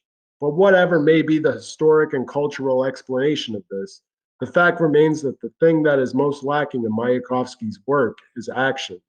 This may look like a paradox for Futurism, is entirely founded on action, but here enters the unimpeachable dialectics. An excess of violent imagery results in quiescence. Action must correspond to the mechanics of our perception and to the rhythm of our feelings. If it is to be perceived artistically and even physically, a work of art must show the gradual growth of an image, of a mood, of a plot, or of an intrigue to its climax, and must not throw the reader about from one end to another, and no matter if it is done by the most skillful boxing blows of imagery. Each phrase, each expression, each image in Mayakovsky's work tries to be the climax. That is why the whole piece has no climax. The spectator has a feeling that he has to spend himself in parts, and the whole eludes him. To climb a mountain is difficult, but worthwhile, but a walk across plowed up country is no less fatiguing and gives much less joy. Mayakovsky's works have no peak. They are not disciplined internally. The parts refuse to obey the whole. Each part tries to be separate. It develops its own dynamics without considering the welfare of the whole. That is why it is without entity or dynamics. The futurists have not yet found a synthetic expression of words and images in their work. All right, so he's like, let's take a break there. he's going into detail about Mayakovsky's poetry. He's criticizing a bit, saying what he likes about it, what he doesn't like about it. Do you guys have any thoughts on what he's saying about Mayakovsky? Um, Crux, let's start with you. Yeah. I don't really think I have anything to add. I think a lot of his criticism is just stuff Mayakovsky did by design. It may be Trotsky's kind of misunderstanding that a lot of futurist poetry was written in a way to ignore spontex or what's the word spontex Syntax? syntax, that's it. Fuck, I was talking to someone about mouse spontex last night. Syntax. So that may be why So, he calls Mayakovsky's writings as not having peak or discipline. yeah, I mean, poetry doesn't have to like. It shouldn't be about discipline. It should be kind of, you know, should take risks. It should break rules. I mean, that's kind of the whole point of what Mayakovsky was doing. Like, I don't know. I'm just thinking out loud, but yeah, futurist poetry uses a lot of like automatopoeia, neologisms. They make up new words. You know, Zang Tum Tum, all that. I'm more familiar with Marinetti and the Italians than the Russians, but we did an episode reading Mayakovsky's poetry. I don't know. He does break rules and stuff. In some ways, it's very similar to Italian futurist poetry. Actually, they do a lot of the same things. There are differences too, but yeah. Jen, do you have any thoughts on Mayakovsky's poetry or what? Mm, I have no thoughts because I must going because it's I have a bit of a problem. Sorry. Okay, you got to take off. Yeah, I have to take off. Um, sorry for the inconvenience. Okay, that's cool. Thanks for joining us, and Yeah, yeah, thanks you for the opportunity. Thanks. I'll link to Il Blast in the description. Yeah, thanks. But yeah, thanks for joining us. Salute. It's nothing. You're welcome. Thanks, All guys. right. Bye. Bye. Bye. No problem. All right, I'm gonna take a quick bathroom break, so I'll be back in like a minute. And then I think I'll just like plow through it and read the rest of it. We'll have final thoughts, but give me a minute. I'll be back.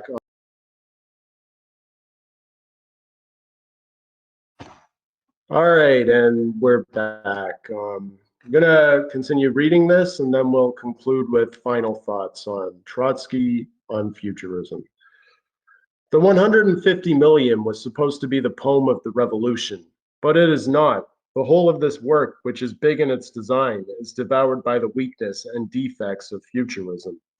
The author wanted to write an epic of mass suffering, of mass heroism, of an impersonal revolution, of the 150 million Ivans. And the author did not sign it. No one is the author of this poem of mine, but this state of impersonal ownership does not change the situation. The poem is profoundly personal and individualistic, and in the bad sense of the term. It contains too much purposeless arbitrariness of art. The poem has three images: Wilson swimming in fat. In Chicago, every inhabitant has the title of a general at least. Wilson grows fat. His bellies grow story on story, and others such. Such images are very simple and very rude, but they are not at all popular. At any rate, they are not the images that belong to the present day masses. The worker, at least the worker who will read Mayakovsky's poem, has seen Wilson's photograph. Wilson is thin, though we may readily believe that he swallows a sufficient quantity of proteins and fats. The worker also has read Upton Sinclair and knows that Chicago has stockyard workers besides generals. In spite of their loud hyperbolism, one feels a certain lisp in these purposeless and primitive images, of the kind grown-ups use with children. The simplicity that looks at us from these images does not come from a gross and wholesale and popular imagination, but it comes from a bohemian silliness. Wilson has a ladder. If you walk on foot, start walking young, and you will hardly reach the end by the time you are old. Ivan marches upon Wilson. The championship of the world's class struggle takes place, and Wilson has pistols with 4 cocks and a sword bent in 70 sharp points. But Ivan has a hand on it and another hand, and that is stuck in his belt. The unarmed Ivan, with his hand in his belt against the infidel army with pistols, is an old Russian motif. Is not Ilya Muromets before us? Or maybe it is Ivan the Fool, who is stepping forward barefoot against the shrewd German mechanics. Wilson struck Ivan with his sword. He cut him for 4 versts, but a man crawled forth suddenly from the womb, and so on.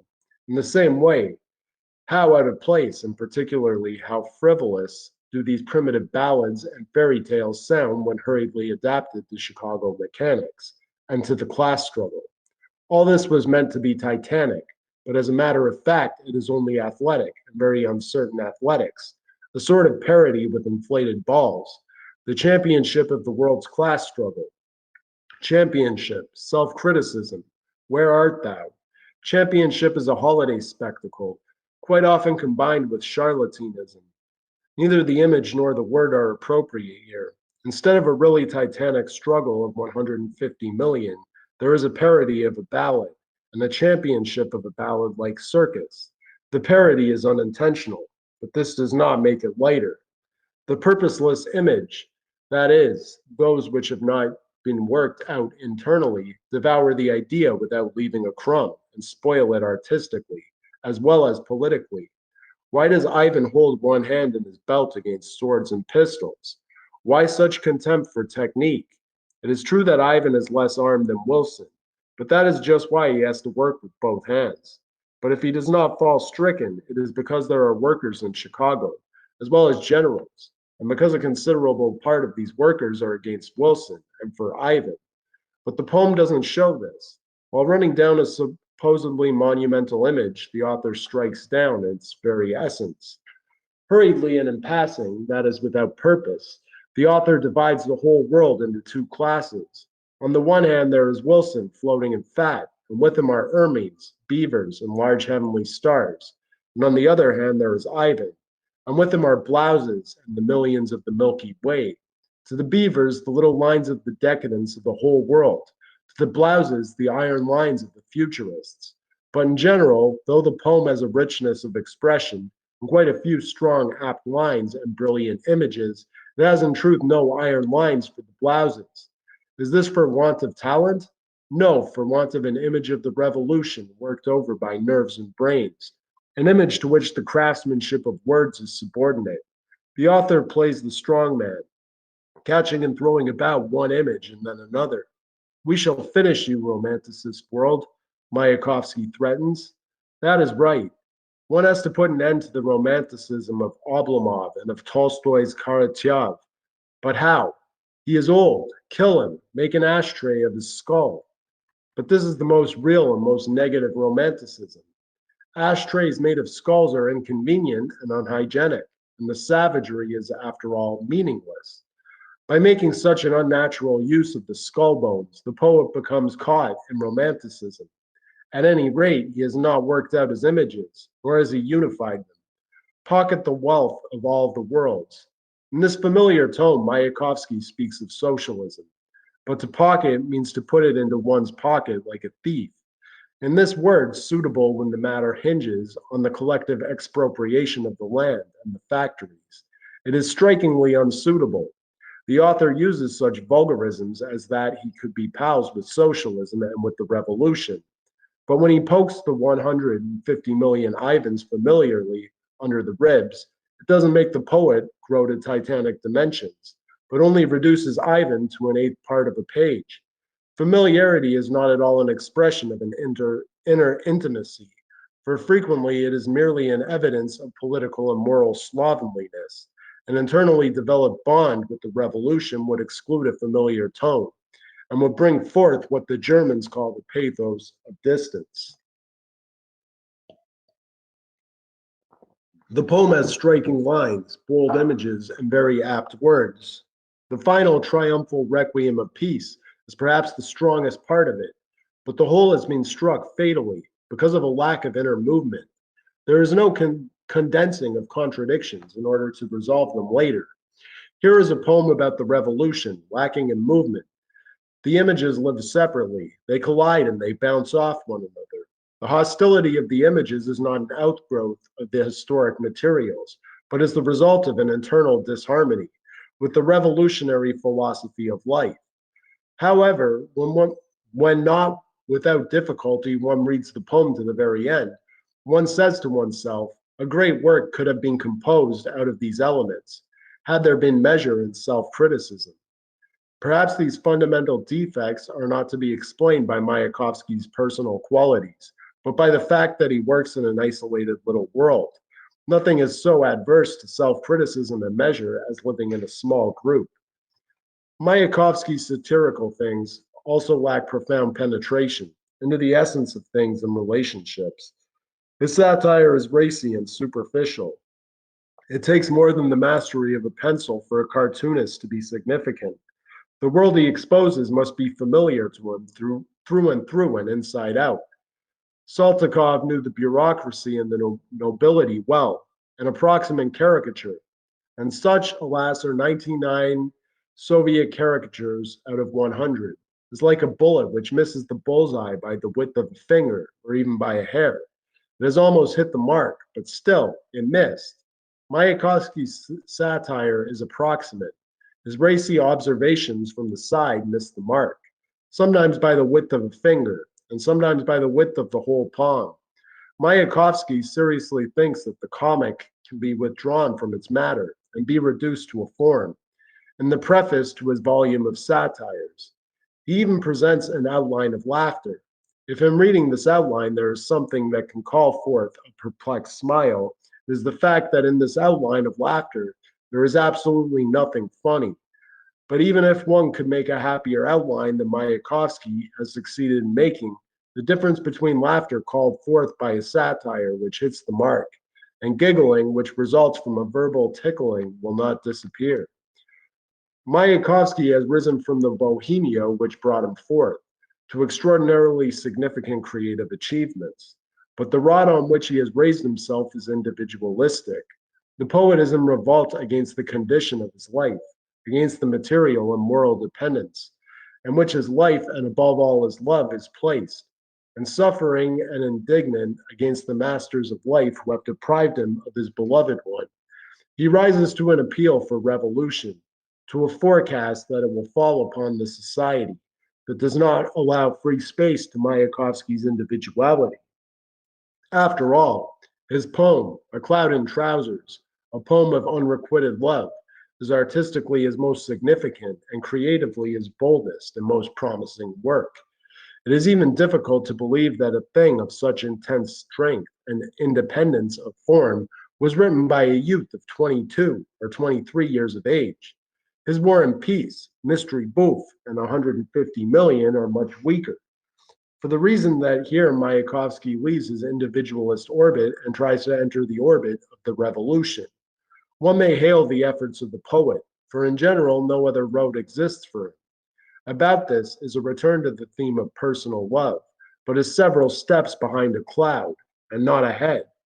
Only his wider grasp and a deeper artistic volume help him to maintain his creative equilibrium on a much higher level.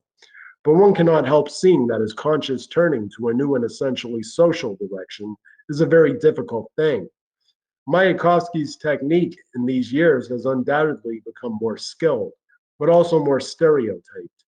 The Mystery Bouffe and the 150 Million have splendid lines side by side with fatal failures, filled with rhetoric and with verbal tightrope walking. The organic quality, the sincerity, the cry from within which we heard in a cloud are no longer there. Mayakovsky is repeating himself, some say.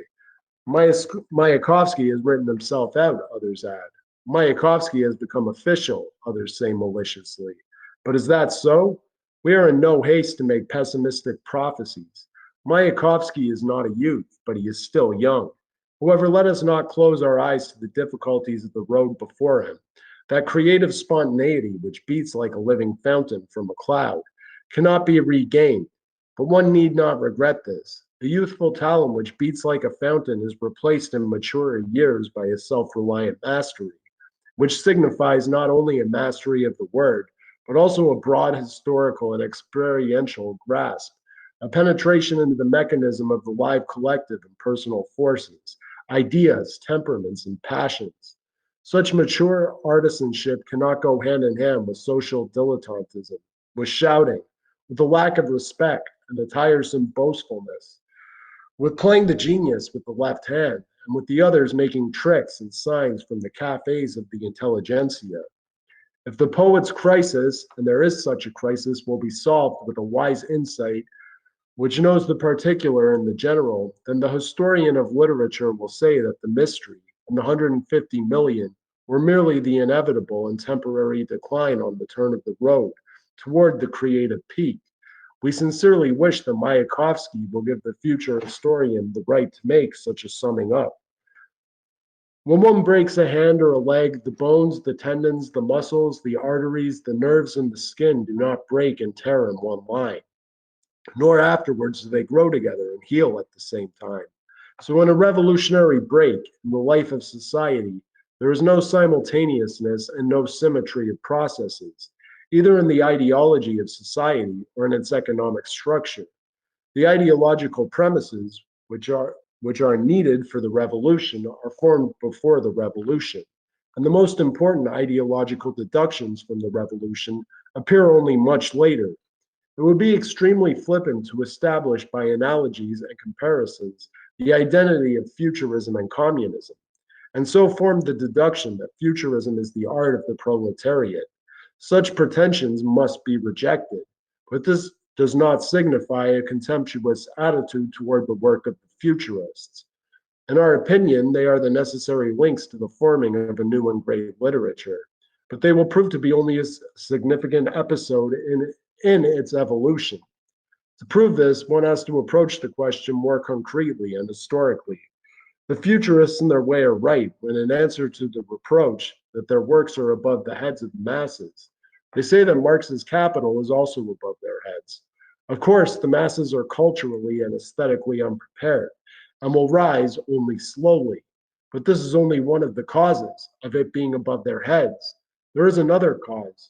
In its methods and in its forms, futurism carries within itself clear traces of that world, or rather of that little world in which it was born, on which psychologically and not logically it is not left to this very day.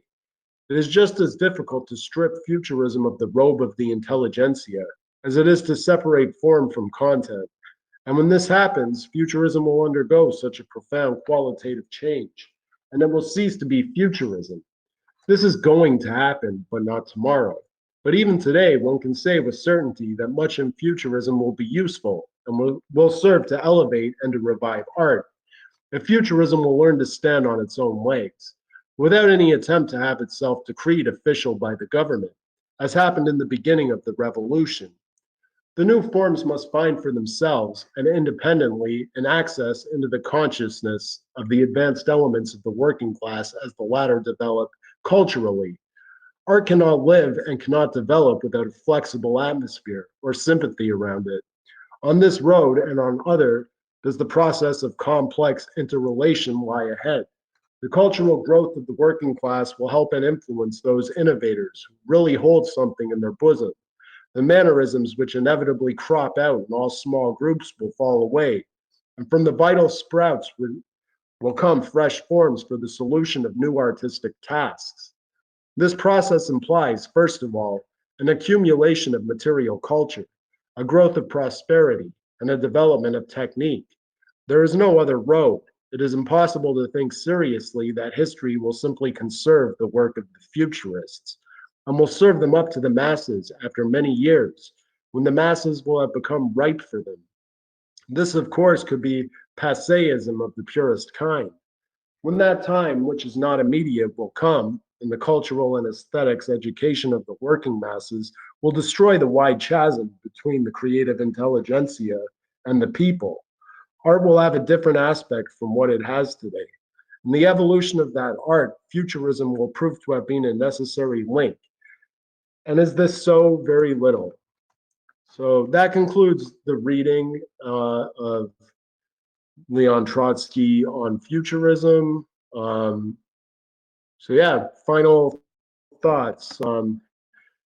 He talks here about how like Mayakovsky's at his best when his work is like more personal and like about himself.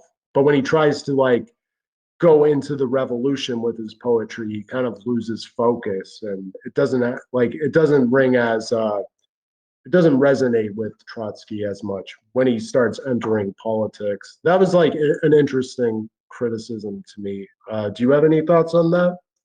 Yeah, I do think Mayakovsky's at his best when he's at his most political. His the Confute Manifesto is out overtly like you got to be a member of the Communist Party. You gotta all of our takes are based off of the Communist Party's takes. I thought that was pretty good. His stuff on what's the word? On I forgot the name of it, but it was about left when he was talking about how the revolution and the proletarian revolution would conquer the globe. Uh, it was like a left, march, march, march. I thought that one was pretty good. But yeah, this may be one of my favorite Trotsky essays from that like period. It's definitely one of an example of his ability to both be able to criticize uh, capitalism along with art. It's something that's unique to him more so than a lot of Marxists at the time. Originally, at that time, they were more focused on talking about the policy of the USSR politically rather than artistically and culturally. Uh, yeah, there's this one essay he wrote called Radio and the I forgot the rest of the name, but it's basically about him talking about how in the period since World War One started, technology has grown to the levels where you're able to listen to a symphony in Moscow all the way in Soviet Georgia. You know, it's one of his more interesting works, and it Yeah, definitely gives off futurist themes. yeah. One of the things I found interesting about this article was what was I going to say? He talks about it in like the end. Are you familiar with this 150 million poem he was talking about? Because he does talk about it a lot. I'm not really familiar with it, so I don't want to get into it too much. But yeah, sorry, like I completely forgot what I was going to say. I had something there, but It's been kind of a long sesh. yeah, I yeah, might I'm have. feeling kind of.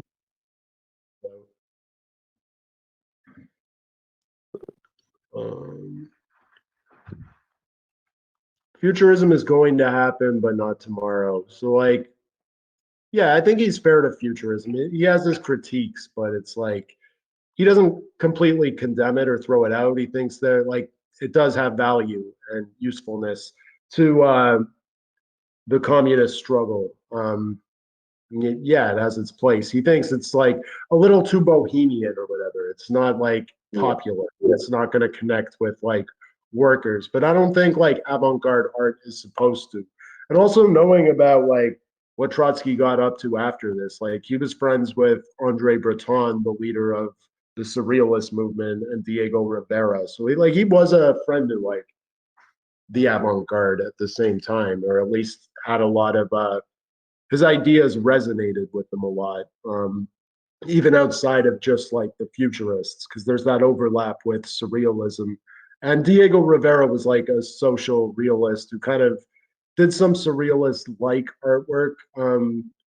We could talk about Frida Kahlo too, and the end of Trotsky. Do you want to comment on any of that later Trotsky at all? Or you probably Yeah. know the surrounding it better than I do. So His relationship with Diego Rivera and his appreciation for this Mexican culture that was developing at the time is really interesting. It's been something that I've been getting into. People talk about his relationship with Frida Kahlo. I wouldn't really call like I've heard they had like a romantic relationship. I don't really know all the details. I don't really care. When I was like new to Trotskyism before I started identifying as a Bolshevik Leninist, I would use that as an example of how Frida Kahlo was a Trotskyist. So my ideology is validated. It's possible they had a romantic relationship just due to the fact that Diego Rivera like idolized Trotsky, even though they're around the same age. They Diego Rivera and Frida Kahlo had a very toxic relationship where they were constantly cheating on each other, not for like sexual gratification, but knowing that that would hurt the other one. Diego Rivera had sex with Frida Kahlo's younger sister, which keep in mind, Diego Rivera was like 30 years older than Frida Kahlo. So yeah, like her sister was like 18, while Frida Kahlo was like 20, and Diego Rivera was like in his 50s. But so Frida Kahlo had sex with Trotsky, possibly.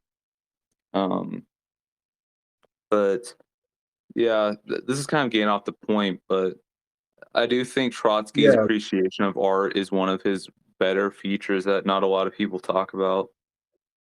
yeah, for sure. It kind of like I never really thought much about Trotsky before reading this article. Like I am not a Trotskyist. I don't identify as such, but reading this kind of it did like offer a new perspective. And then you recommended I read the like manifesto of revolutionary art or whatever it's called that was co-written between like Trotsky, Andre Breton, and Diego Rivera, which is kind of why I brought it up. It's just like a way to conclude like he continued to work with avant-garde artists and like was passionate about the arts and its role in revolutionary struggle. So I would say like he's a friend to the avant-garde and people into weird art stuff that we cover on Futurism Forever, which I do think they are like interlinked. Like even though he says like avant-garde art or modern art is like too bohemian or whatever, it's not really going to speak to workers. He still like gives it its just due. Like it still plays an important role, at least with like the intelligentsia of the revolutionary intelligentsia that is. And it's trying to like establish the culture of tomorrow. And eventually the workers will like get to that level, you know. It's not Yeah. necessarily the most effective propaganda for the here and now, but there's value in it. I would say like and like to bring it back to Italian futurism, which we've covered more extensively on the podcast, our audience is probably like a little more interested in. Like it is one of the I've kind of split with like fascism and all that. I'm not going to get into all that on this episode, but that is like one of the things that like I do think is commendable about Mussolini. Still, he respected artistic expression, and there were never crackdowns on futurism in fascist Italy the way there was in Nazi Germany or Stalinist Soviet Russia. Um, which I brought that up earlier, and we said we were going to talk about that a bit at the end. Do you have any comments on like social realism? Do you think it is actually a better expression, or for like working class people, or like more revolutionary because it's less abstract, it's more easy to understand, it's less pretentious, maybe? Any thoughts on social realism? Yeah, I do feel like I wouldn't even really call it an art form. It's more or less like those paintings that they put up in government buildings of like historical events. It's not to elicit a response other than a sense of comfort and pride in your nation state. There wasn't any like social realist art gallery. There wasn't any socialist realist art movement. It just became the state art of propaganda for the Stalinist USSR. You know, it's like how neo-Nazis in the United States soy over those old ads from the 1950s of the comfortable, sweet colored ads for like Chevrolet.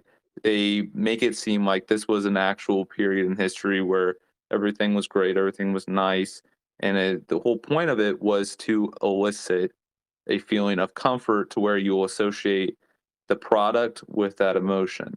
That was the same way with socialist realism. Yeah, except they're trying to instill communist ideals in the masses rather than sell them products. Um, Well, you can say that's one and the same coin. You know, like they're not selling a product, but they're selling an ideology. yeah, it's useful for advertising. I don't think it makes great art though. That's like my take on it. So some of it's all right. Like it does require a certain amount of technical skill, but I'm kind of like all the avant-garde artists have like their own little like niches, their own style. It's like interesting picking apart, exploring those styles and like picking apart what makes this artist's expression different from this one. Even though they're both like futurists, they have very different approaches to futurism. Like none of the futurist art like looks the same. Umberto Boccioni and Carlo Cara have totally different styles. Giacomo Balla has a very different style from um, I don't know, Gerardo Dottori. They all have a very distinct voice with their art. Whereas social realism, like it doesn't have that individuality, that individualism. It all kind of looks the same. It's technically correct, but it doesn't have personality. It doesn't have. It doesn't get me excited. Like Yeah. it's just it's kind of boring art to me. Boring, mediocre. It requires a certain amount of skill. It's like punk rock versus Yngwie Malmsteen or something. It just doesn't resonate as much with me as Black Flag or something does. You can kind of appreciate the technical prowess of this great musician, but Black Flag still hits harder to me. Um, yeah, I don't know. That's like my personal take on why I like weird avant-garde art and not trad shit. I'm sure it's the same for you. But yeah, I think we'll wrap it up. I think this was a pretty good discussion. The text was kind of long, but I think it's important. So hopefully the audience enjoyed listening to that. And we will be back more regularly soon. I want to start getting episodes out at least irregularly here or there when I have the time to do it. I had a free afternoon, so we got this one out. We'll try and do it a little more regularly than we have been doing. Hopefully, it's not too much longer before we're really back and you know we can actually make a set schedule and make content regularly again. Until then, read the blog. We haven't really gone anywhere. We're still very active on social media. We publish poems, short stories, and essays on the blog. We're always looking for new content. So if you have submissions, DM them to me on Twitter. And yeah, I'm pretty easy to get in touch with. So Crux, you can find at Promethean. I'll put the link to Promethean in the description. And yeah, do you have any final thoughts before we end it? Yeah, I'm also planning on starting a Zine thing that ties into Promethean. It's not going to be a part of Promethean, but it will be kind of like the lower echelon for people who are dedicated to writing futurist essays, futurist poetry, stuff that is dedicated to actual organizing rather than kind of just like writing an essay once in a while, you know. I'm also thinking I'm still in the planning phase of starting a more casual podcast where we discuss stuff like this, where it's not as like discussion based, but more like shit posty. But yeah, Yeah, I like doing the ship post streams too. It's hard to do right now, like you know, because of my living situation. But we will get back to that too. I miss joking around and shit posting. I like doing those streams. It gives you a chance to like answer audience questions. It's more interactive. I try and make like good, like I don't want to say highbrow, but like where we actually talk about theory and the history around futurism. I prefer doing these ones as like pre-recorded, and it's more focused. And the shitpost streams are fun to do, but you know, I miss doing those though. I'm looking forward to doing the next one when we're like really back and yeah. yeah. Anyway, on that note, thanks for listening and see you guys soon. Check out Jin, Anonimo Milanese, and Crux's Promethean magazine. The links will both be in the description. Until then, until next time, salute. Peace.